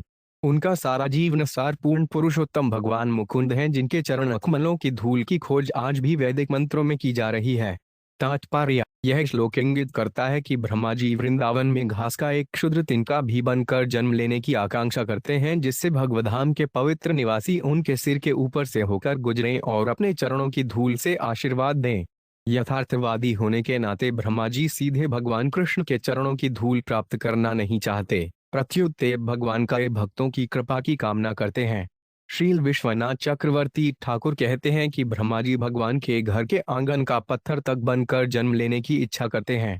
चूंकि ब्रह्मा जी अखिल ब्रह्मांड के सृष्टा हैं, तय हम अनुमान लगा सकते हैं कि वृंदावन वासियों को यशस्वी स्थिति क्या थी। भगवत भक्त अनन्य भक्ति तथा प्रेम के द्वारा अपना उच्च पद प्राप्त करते हैं। ऐसा आध्यात्मिक ऐश्वर्य निजी प्रगति की गर्भित भौतिक विधियों से प्राप्त नहीं किया जा सकता। भगवान श्री कृष्ण में श्रील प्रभुपाद ने ब्रह्मा के मन की बात का उद्घाटन इस प्रकार किया है: किंतु यदि मैं इतना भाग्यशाली नहीं हूं कि वृंदावन के जंगल में जन्म ले सकूं, तो वृंदावन के आसपास के क्षेत्र में जन्म लेने की मुझे अनुमति दी जाए, जिससे जब भक्तगण बाहर जाएं तो वे मेरे ऊपर से होकर गुजरें। मेरे लिए यही परम सौभाग्य होगा।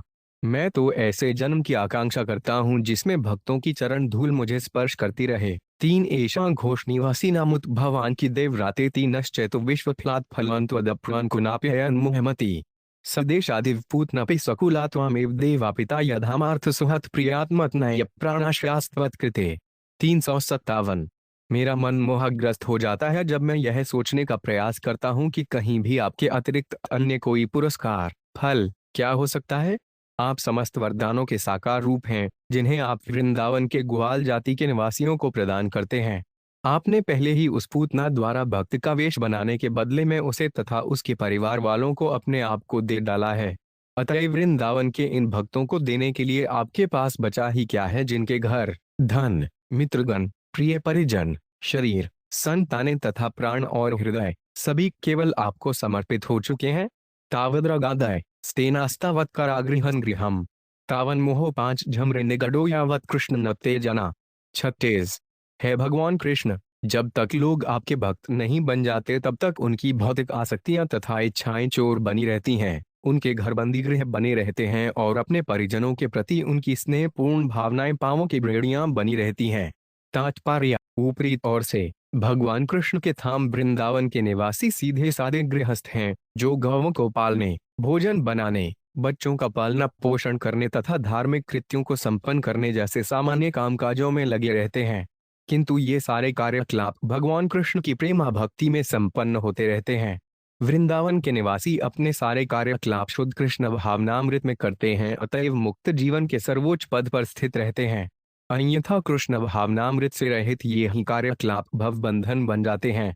चाहिए अतएव न तो वृंदावन वासियों के उच्च पद के बारे में किसी प्रकार की भ्रांति होनी चाहिए, न ही किसी को केवल सामान्य गृहस्थी के कामकाज को उत्साहपूर्वक किंतु कृष्ण भावना रहित संपन्न करके अपने आप को बड़ा भारी धार्मिक मानना चाहिए। हम अपने परिवार तथा समाज पर रागात्मक आसक्ति केंद्रित करके कृष्ण भावनामृत के प्रगतिशील पथ से विपथ हो जाते हैं। इसके विपरीत यदि हम अपने परिवार को भगवान की प्रेमा भक्ति में लगाते हैं, तो अपने परिवार के पालना पोषण के हमारे सारे प्रयास हमारे प्रगतिशील आध्यात्मिक कर्तव्यों के अंगभूत बन जाते हैं। निष्कर्ष यह निकला कि वृंदावन वासियों को अद्वितीय स्थिति का अध्ययन करके हम यह देख सकते हैं कि उनके जीवन का आवश्यक गुण शुद्ध कृष्ण भावनामृत हैं, जिसमें किसी भी प्रकार की भौतिक इच्छा या मनोरथ के बिना प्रेमा भक्ति संपन्न की जाती है।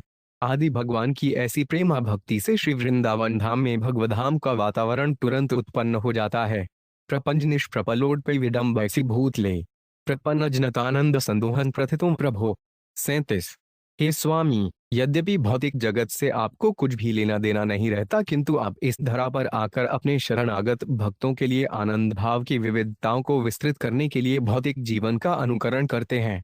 तात्पर्य: श्रील विश्वनाथ चक्रवर्ती ठाकुर इंगित करते हैं कि जिस प्रकार सूर्य के प्रकाश में दीपक का प्रकाश उतना उद्दीप्त नहीं जान पड़ता जितना कि छाया में जान पड़ता है, अथवा एक हीरा चांदी की थाली में उतना नहीं चमकता जितना कि नीले कांच की तस्तरी में, उसी तरह गोविंद रूप भगवान की लीलाएं बैकुंठ धाम में उतनी आश्चर्यजनक नहीं लगती जितनी कि माया के भौतिक परिदृश्य में।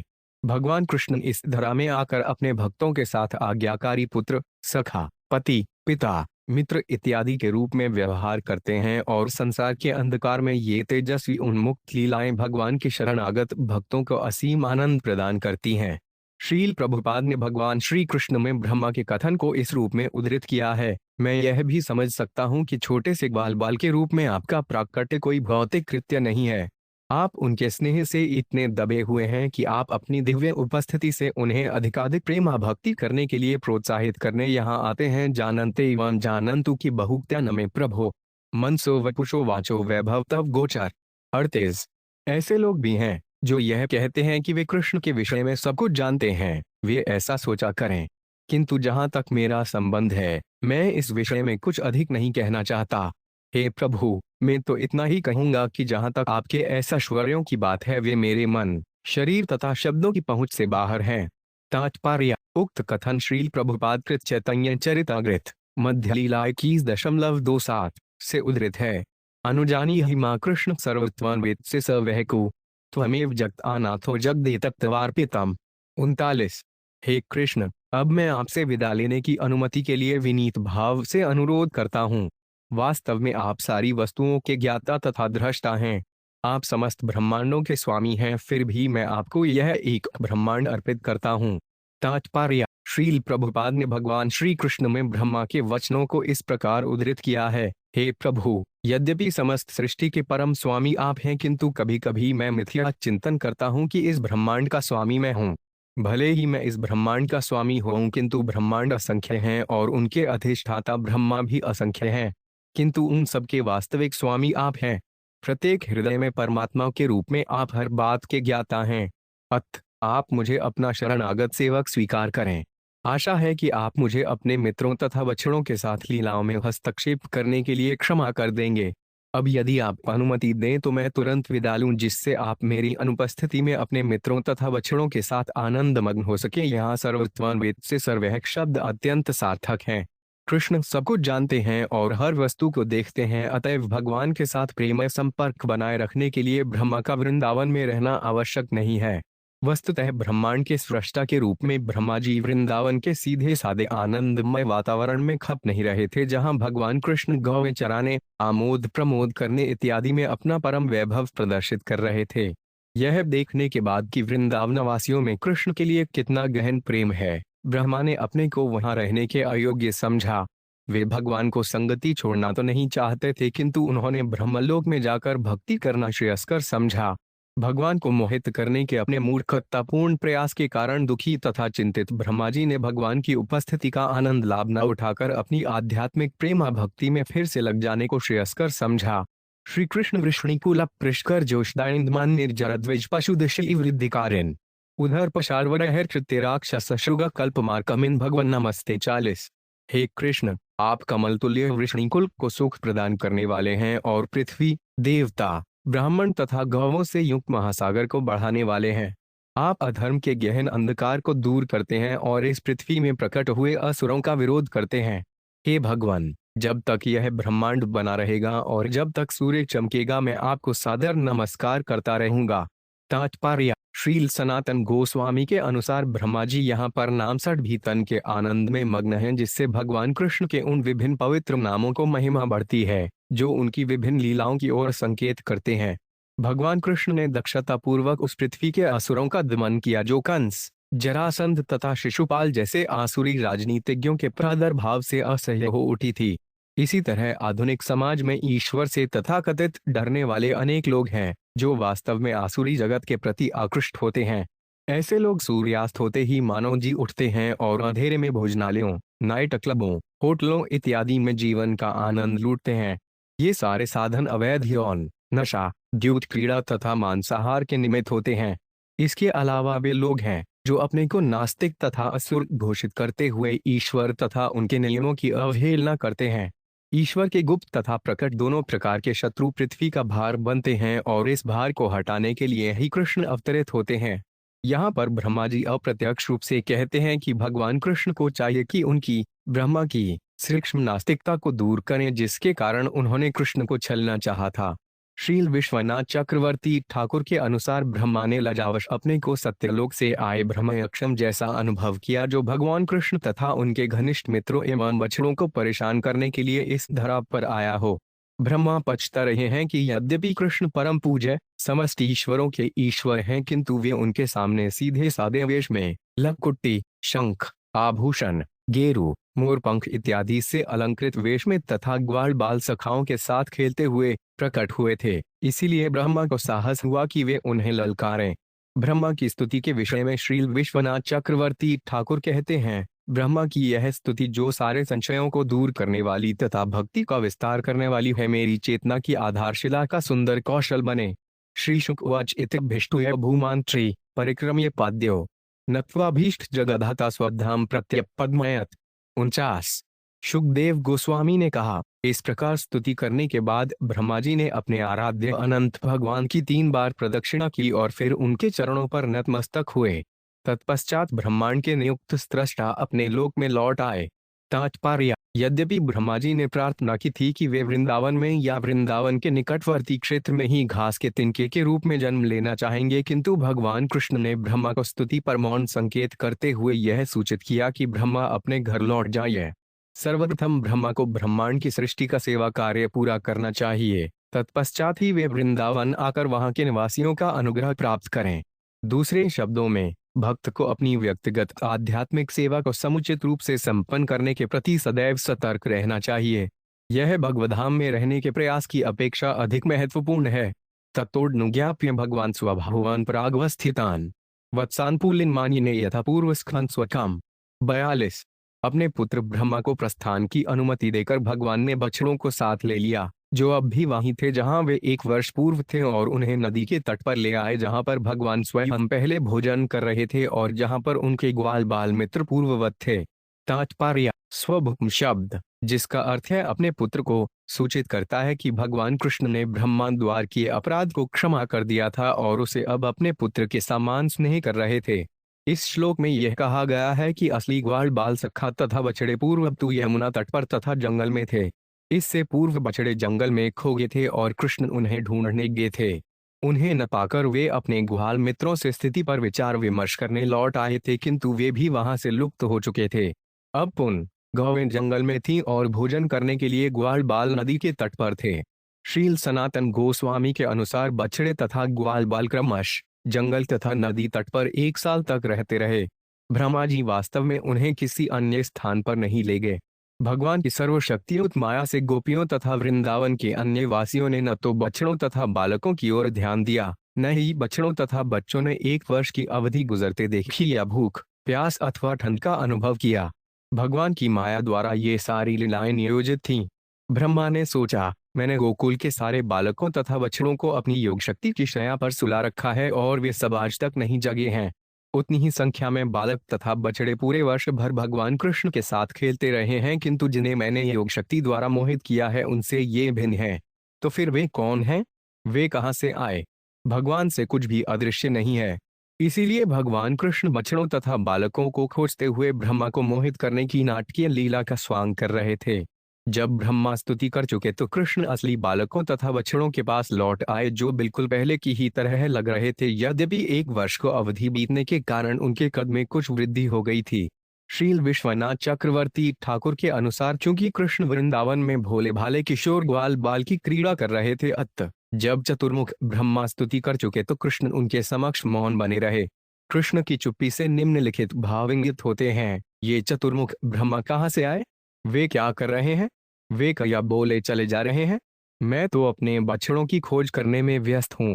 मैं तो ग्वाल बाल ठहरा। मैं यह सब क्या समझूं? ब्रह्मा ने कृष्ण को सामान्य ग्वाल बाल समझकर उनके साथ व्यवहार किया था। ब्रह्मा की स्तुति स्वीकार करने के बाद कृष्ण ग्वाल बाल की तरह खेलते रहे। उन्होंने चतुर्मुख ब्रह्मा को कोई उत्तर नहीं दिया। कृष्ण को अपने ग्वाल बाल मित्रों से मिलने और यमुना नदी के तट पर भोजन करने की अधिक चिंता थी। एकस्मिन्नप्याते डब्दे प्राणेशांचांतरात्मन कृष्ण मायाहता राजन क्षणार्थ में निरेडर्भका। 43। है राजनु, यद्यपि बालकों ने अपने प्राणेश से विलग रहकर पूरा 1 वर्ष बिता दिया था, किंतु वे कृष्ण की माया शक्ति से आवृत कर दिए गए थे, अतः उन्होंने उस वर्ष को केवल आधा क्षण ही समझा।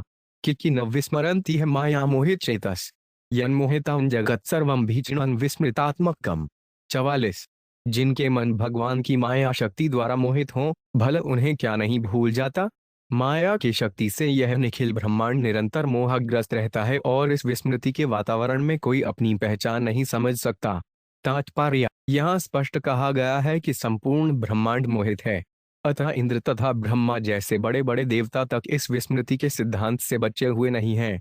क्योंकि भगवान कृष्ण ने ग्वाल मित्रों तथा बछड़ों पर अंतरंगा माया शक्ति का प्रयोग किया, अतः इसमें कोई आश्चर्य नहीं कि उन्हें 1 वर्ष तक अपनी स्थिति का स्मरण नहीं हुआ। भगवान को बहिरंगा शक्ति के द्वारा बद्ध जीव अपने अस्तित्व को 1 वर्ष का या लाखों वर्ष तक भूले रह सकते हैं, क्योंकि वे अज्ञान के लोक में, जिसे भौतिक जगत कहते हैं, देहांतरण करते रहते हैं। उच्चोष्ण सूर्योदय कृष्ण स्वागतांतेड तिरुमनसा नैको उपे भोज कवले टीतः साधु भुजताम। 45।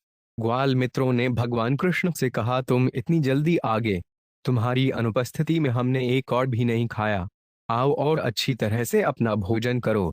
तात्पर्य, स्वायत्ते उत्तिरमनसा शब्दों से सूचित होता है कि ग्वाल बाल कृष्ण को जंगल से इतनी जल्दी बछड़े लौटा लाने के लिए बधाई दे रहे थे। अब कृष्ण के प्रिय मित्र उनसे ठीक से बैठ जाने और जी भर के खाने का अनुरोध करने लगे हैं।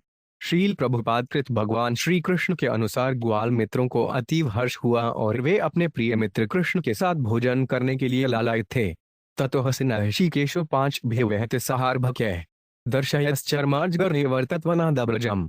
46।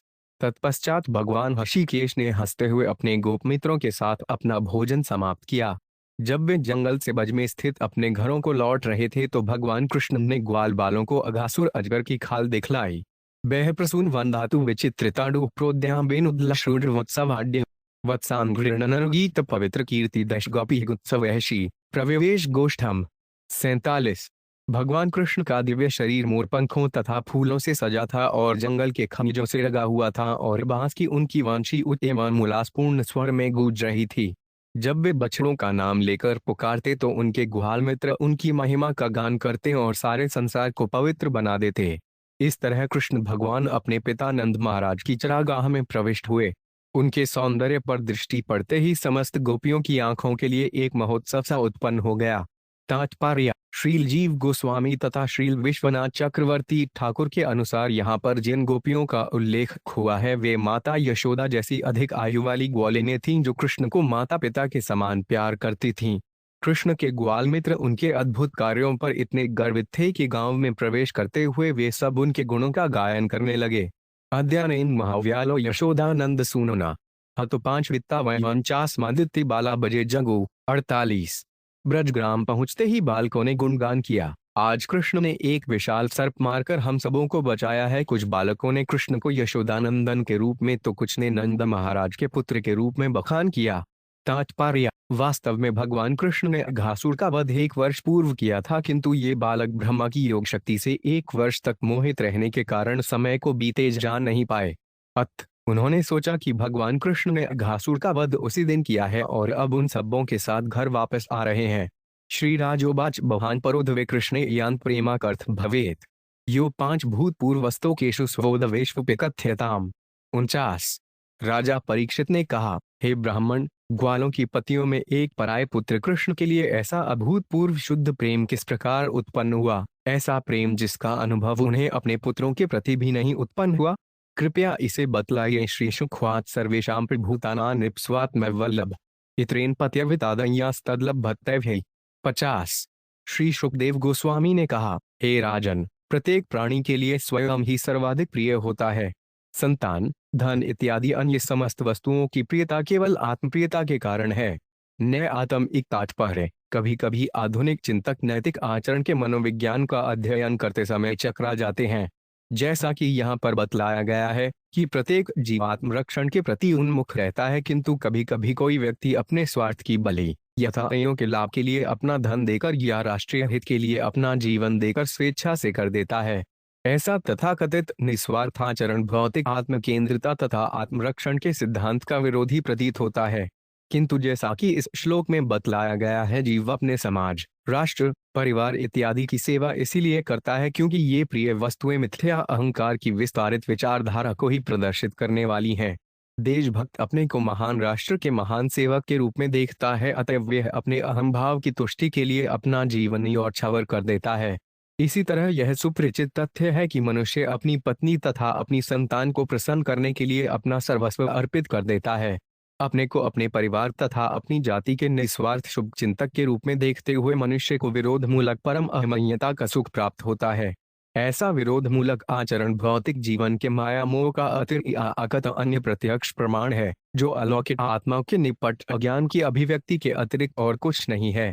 तदाजेंद्र यथा स्नेह स्वस्वकात्मनि देहनाम न तथा ममतालंबि पुत्रवित्त गृहादिषु। 51। अतएव इसीलिए है राजाओं में श्रेष्ठ देहधारी जीव आत्म केंद्रित होता है। वह संतान, धन तथा घर इत्यादि वस्तुओं की अपेक्षा अपने शरीर तथा अपनी ओर अधिक आसक्त होता है। तात्पर्य, अब सारे विश्व में यह प्रचलन हो गया है कि यदि माता को किसी संतान को जन्म देने में असुविधा होती है तो वे अपने गर्भ के भीतर ही उस संतान को मार डालती है।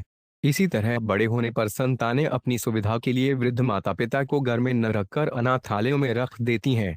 ये तथा अन्य सैकड़ों उदाहरण यह सिद्ध करते हैं कि लोग सामान्यतया अपने शरीर तथा अपनी ओर अधिक अनुरक्त रहते हैं, क्योंकि ये अहम भाव के सूचक हैं, जबकि परिवार तथा अन्य वस्तुएं ममत्व की सूचक हैं। यद्यपि बद्ध जीव अपने समाज, परिवार इत्यादि के प्रति प्रेम पर बहुत गर्व का अनुभव करते हैं, किंतु वास्तविकता तो यह है कि प्रत्येक बंधात्मा स्थूल या सूक्ष्म स्वार्थ के स्तर पर ही कर्म करता है। देहात्म वदन आपुन सांपिराजयमतम यथा देहा प्रियतमस्तथा न हानु ये चत्तम। 52। हे राजाओं में श्रेष्ठ, जो लोग शरीर को ही अपना सर्वस्व मानते हैं, उनके लिए वे वस्तुएं जिनका महत्व शरीर के लिए होता है कभी भी शरीर जितनी प्रिय नहीं होती। देहोष्पिल ममता भाकेत्हान सौनात्मवत प्रिय अजनीरत्यपि देहे उसमें जीविताशा बलियसी। 53। यदि मनुष्य शरीर को मैं न मानकर मेरा मानने की अवस्था तक पहुंच जाता है तो वे निश्चित रूप से शरीर को अपने आप जितना प्रिय नहीं मानेगा। यही कारण है कि शरीर के जीर्ण शीर्ण हो जाने पर भी जीवित रहते जाने की आशा प्रबल रहती है। तात्पर्य, यहाँ पर ममता भाग शब्द अत्यंत सार्थक है। सामान्य मूर्ख व्यक्ति सोचता है कि मैं यह अविवेकवान शरीर हूँ, किंतु अधिक विवेकवान बुद्धिमान व्यक्ति सोचता है कि यह मेरा शरीर है। साहित्य में तथा सामान्य लोगों की लोक कथाओं में वृद्धमान जर्जर व्यक्ति में एक नया तरुण शरीर प्राप्त करने की अभिलाषा सामान्यतया पाई जाती है। इस तरह सामान्य व्यक्तियों तक में आत्म साक्षात्कार का विचार पैदा हो जाता है और वे सहज भाव से समझते हैं कि अनेक शरीरों में आत्मा के लिए रह पाना संभव है। बुद्धिमान व्यक्ति का शरीर ज्यों ज्यों जीर्ण शीर्ण होता जाता है, उसमें जीवित रहने की आकांक्षा बलवती होती जाती है, यद्यपि वह यह जानता रहता है कि उसका शरीर अधिक काल तक चल नहीं सकता। इससे यह सूचित होता है कि धीरे धीरे वे इस तथ्य से अवगत होता जाता है कि इस शरीर की तुलना में उसकी आत्मा अधिक महत्वपूर्ण है। इस तरह जीविताशा से मनुष्य अप्रत्यक्षत आत्म साक्षात्कार की प्रारंभिक जानकारी की ओर जाने लगता है। मनुष्य को मूलभूत आसक्ति अपनी आत्मा से रहती है, अपने से संबद्ध वस्तुओं से नहीं। यहाँ यह इंगित कर दिया जाए कि राजा परीक्षित तथा सुखदेव गोस्वामी के बीच आत्मा के प्रियत्व को लेकर होने वाला समूचा संवाद इस विषय को छेड़ना है कि वृंदावन की गौएं तथा गोपियां कृष्ण को अपने आप से भी अधिक प्रिय, यहाँ तक कि अपनी संतानों से भी अधिक प्रिय क्यों मानती थीं। यह संवाद आगे बढ़ता है। तस्मात् प्रियतमः स्वात्मा सर्वे धाम्पि देहिनाम तदर्थमेव सकल जगदेत चराचरम। 54। इसलिए हर देहधारी जीव को अपना आप स्वात्म ही सर्वाधिक प्रिय है और इसी की तुष्टि के लिए यह समस्त चराचर जगत विद्यमान है। तात्पर्य, चराचर शब्द पशु जैसे सचल और वृक्ष जैसे अचल प्राणियों का द्योतक है, अथवा यह शब्द चल संपत्ति यथा परिवार तथा पालतू पशु एवं अचल संपत्ति यथा घर बार का भी द्योतक है। कृष्ण में मवे हेत्वमात्मान मखिलात्मनाम जगदिद्विताय सो 5 पयत्र देही वा भाति माया। 7। तुम कृष्ण को समस्त जीवों की आदि आत्मा करके जानो।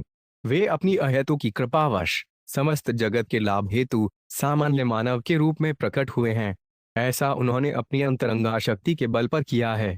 तात्पर्य, चैतन्य चरितायुत मध्य लीला 20.162 में श्रील प्रभुपाद ने इस श्लोक की टीका इस प्रकार को है। परीक्षित महाराज ने सुखदेव गोस्वामी से पूछा कि वृंदावन के वासियों को कृष्ण इतने प्रिय क्यों हैं? वे उन्हें अपनी संतान या अपने जीवन से भी अधिक प्यार करते हैं? श्री सुखदेव गोस्वामी ने उत्तर दिया कि देहधारी सारे जीवों को अपनी आत्मा सर्वाधिक प्रिय है, किंतु यह आत्मा कृष्ण का अंश है, अतएव कृष्ण हर जीव को अत्यंत प्रिय है। हर एक को अपना शरीर अत्यंत प्रिय है और वह सभी प्रकार से अपने शरीर की रक्षा करना चाहता है, क्योंकि शरीर के भीतर आत्मा का निवास है। आत्मा तथा शरीर के मध्य घनिष्ठ संबंध होने के कारण ही शरीर अत्यंत महत्वपूर्ण है और हर एक को प्रिय है। इसी प्रकार कृष्ण का अंश होने से आत्मा हर जीव को अत्यधिक प्रिय है। दुर्भाग्यवश आत्मा अपनी वैधानिक स्थिति भूल जाता है और अपने को मात्र शरीर समझता है। देहात्म बुद्धि फलत आत्मा को भौतिक प्रकृति के विधि विधानों को मानना पड़ता है। जब जीव अपनी बुद्धि के बल से कृष्ण के प्रति अपने आकर्षण को जागृत करता है तो उक्त की समझ में आता है कि वह शरीर नहीं अपितु कृष्ण का अंश है। इस तरह ज्ञान से पूरित होने पर वह शरीर तथा शरीर से संबद्ध वस्तुओं के प्रति अनुरक्ति के वशीभूत होकर श्रम नहीं करता। जनस्य मोहोऽयं ममेति। यह जगत भी जिसमें मनुष्य सोचता है कि मैं शरीर हूँ और यह मेरा है, मायामय है। मनुष्य को चाहिए कि कृष्ण के प्रति ध्यान लगाए। श्रीमद् भागवत 1:2-7 में कहा गया है, वायुदेवे भगवाति भक्ति योग प्रयोजित जन्यत्याशु के राज्य ज्ञानवंचयदहेतुकम। भगवान श्री कृष्ण की भक्ति करने से मनुष्य को अहेतु ज्ञान तथा संसार से विरक्ति प्राप्त होती है। नौ वस्तु तो जानता मत्र कृष्णस्थासनु चरिष्णु च भगवद्गूपमखिलन्नाण्यद्वस्त्वे की ज्ञान। 56। इस जगत में जो लोग भगवान कृष्ण को यथारूप में समझते हैं वे समस्त चर या अचर वस्तुओं को भगवान के व्यक्त रूप में देखते हैं। ऐसे प्रबुद्ध लोग भगवान कृष्ण से परे अन्य किसी यथार्थ वास्तविकता को नहीं मानते। तात्पर्य, प्रत्येक वस्तु कृष्ण में और प्रत्येक वस्तु में कृष्ण विद्यमान रहते हैं। फिर भी प्रगमन की दिशा शक्तिमान से विस्तारित शक्ति की ओर होती है। भगवान कृष्ण आदि सत्ता हैं जिनसे अन्य सारी सत्ताएं उद्भूत होती हैं। वे परम शक्तिमान हैं जिनसे सभी प्रकार की शक्तियां प्रकट होती हैं। इस तरह हमारे शरीर, आत्मा, परिवार, मित्र, राष्ट्र, लोक, ब्रह्मांड इत्यादि भगवान की ही अभिव्यक्तियां हैं जो अपनी निजी शक्तियों के माध्यम से विस्तार करते हैं। निश्चय ही कृष्ण हमारे प्रेम तथा आकर्षण के चरम लक्ष्य हैं, जबकि शरीर, परिवार तथा घर गौण लक्ष्य हैं। यही नहीं, प्रेम के ये गौण लक्ष्य भी कृष्ण की ही अभिव्यक्तियां हैं। निष्कर्ष यही है कि भगवान कृष्ण हमारे एकमात्र मित्र तथा प्रेम के लक्ष्य हैं। श्रील प्रभुपाद ने इस श्लोक को टीका भगवान श्री कृष्ण में इस प्रकार की है, कृष्ण का अंश हुए बिना कोई भी वस्तु आकर्षक नहीं बन सकती। विश्व में जो भी आकर्षक है वे कृष्ण के कारण है। अतएव कृष्ण समस्त आनंद के आगार हैं। कृष्ण हर वस्तु के सार हैं और अध्यात्मवादी प्रत्येक वस्तु को उनसे संबंधित देखते हैं। चैतन्य चरितामृत में कहा गया है कि महाभागवत अर्थात उच्च श्रेणी का भक्त कृष्ण को समस्त चराचर जीवों का सक्षम आधार मानता है। इसलिए वह इस जगत की प्रत्येक वस्तु को कृष्ण से संबंधित देखता है। सर्वेषां पे वस्तूनां भावार्थों भवति स्थित तस्यापि भगवान कृष्ण किम तटस्थु रूपताम। 57। प्रकृति का आदि अव्यक्त रूप समस्त भौतिक वस्तुओं का स्रोत है और यहाँ तक कि इस सूक्ष्म प्रकृति के स्रोत तो भगवान कृष्ण है, तो भला उनसे पृथक किसको कहा जा सकता है। समाभचिता ये पद प्लव प्लवन महत पदम पुण्य यशो मुरारे भवाम बुद्धिर्वत्सप ध्वन पर पद पद पदन्यद्विपदान अपतेषामु। 58। जगत के आश्रय एवं मुराक्षस के शत्रु मुरारी के नाम से प्रसिद्ध भगवान के चरण अकमल रूपी नाव को जिन्होंने स्वीकार किया है उनके लिए यह भवसागर बछड़े के खुर चिन्ह में भरे जल के समान है। उनका लक्ष्य पर यदम अर्थात वैकुंठ होता है, जहां भौतिक विपदाओं का नामो निशान नहीं होता, न ही पग पग पर कोई संकट होता है। तात्पर्य, उपर्युक्त उदाहरण श्रील प्रभुपाद लिखित भगवद गीता यथारूप की टीका 2.51 से लिया गया है। श्रील श्रीधर स्वामी के अनुसार इस श्लोक में श्रीमद् भागवत के इस अध्याय का सार प्रस्तुत किया गया है। भगवान कृष्ण के चरण कमलों को पल्लव कहा गया है क्योंकि वे अत्यंत कोमल तथा गुलाबी रंग के हैं। श्रील सनातन गोस्वामी के अनुसार पल्लव शब्द से यह भी सूचित होता है कि भगवान कृष्ण के चरण कमल कल्प वृक्ष के समान हैं, जो भगवान के शुद्ध भक्तों की सारी इच्छाओं को पूरा करने वाले हैं। श्री नारद जैसे उच्चस्थ भक्त जो स्वयं इस ब्रह्मांड के बद्ध जीवों के परम आश्रय हैं, भगवान के चरण कमलों की शरण ग्रहण करते हैं। अतः स्वाभाविक है कि जब भगवान कृष्ण वृंदावन के समस्त ग्वाल बालों तथा बछड़ों के रूप में अपने को प्रकट करते हैं तो उनके माता पिता पहले की अपेक्षा उनके प्रति अधिक आकृष्ट होते हैं। भगवान कृष्ण समस्त आनंद के आगार हैं और सर्वाकर्षक होने के कारण हरे के प्रेम के चरम लक्ष्य हैं। एतत् सर्वमाख्यातान्यत् पृष्ठो डहमे त्वया तत्कौमारे हरिकृतां पौगंडे परिकीर्तितम्। 59।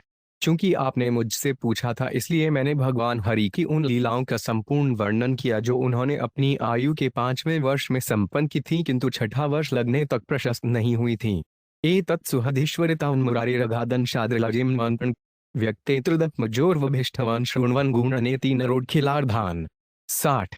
मुरारी द्वारा ग्वाल बालों के साथ संपन्न इन लीलाओं को यथा घासुरवध, जंगल की घास पर बैठकर भोजन करना, भगवान द्वारा दिव्य रूपों का प्राकट्य तथा ब्रह्मा द्वारा की गई अद्भुत स्तुति को जो भी व्यक्ति सुनता है या उनका कीर्तन करता है उसकी सारी आध्यात्मिक मनोकामनाएं अवश्य पूरी होती हैं। तात्पर्य: श्रील सनातन गोस्वामी के अनुसार भगवान कृष्ण की लीलाओं को सुनने तथा उनका कीर्तन करने के प्रति मात्र प्रवृत्ति रखने वाला व्यक्ति भी आध्यात्मिक सिद्धि प्राप्त करेगा। कृष्ण भावनामृत के प्रचार प्रसार में तन्मयता से लगे बहुत से भक्तगण प्राय इतने व्यस्त रहते हैं कि वे जी भरकर भगवान की लीलाओं का कीर्तन तथा श्रवण नहीं कर पाते, किंतु केवल भगवान कृष्ण का सदैव कीर्तन एवं श्रवण करने की प्रबल इच्छा के कारण वे आध्यात्मिक सिद्धि लाभ करेंगे। किंतु जहां तक संभव हो भगवान की इन दिव्य लीलाओं का वास्तविक उच्चारण करना चाहिए। एवं विहार कौमार जयतुर्भजे नीलानय सेतु बंधैर्म कटोत्तबनादि भी। 61। इस प्रकार ब्रजभूमि में औख में चौनी का खेल खेलते, खेल में ही पुल बनाते, बंदरों की तरह कूद फांद करते तथा अन्य ऐसे ही खेलों में लगे रहकर बालकों ने अपना बाल्यकाल बिताया। तात्पर्य: श्रील सनातन गोस्वामी के अनुसार नीलायन शब्द लुका छिपी या आंख में चौनी जैसे खेलों का द्योतक है। कभी कभी बालकगण भगवान रामचंद्र की सेना के बंदरों की तरह कूदते और तालाबों या झीलों में पुल बनाकर श्रीलंका में बंदरों द्वारा सेतु बनाने को नकल करते। कभी ये बालक क्षीरसागर मंथन की नकल उतारते और कभी गेंद खेलते। आध्यात्मिक जगत में हमें पूर्ण आनंद मिल सकता है बशर्ते कि हर कार्य शुद्ध भगवत प्रेम अर्थात कृष्ण भावनामृत में संपन्न किया जाए। इस प्रकार श्रीमद् भागवत के 10वें स्कंद के अंतर्गत ब्रह्मद्वार कृष्ण की स्तुति नायक 94वें अध्याय के श्री श्रीयदेसी भक्त वेदांत स्वामी प्रथुपाद के विनीत सेवकों द्वारा रचित तात्पर्यपूर्ण हुए।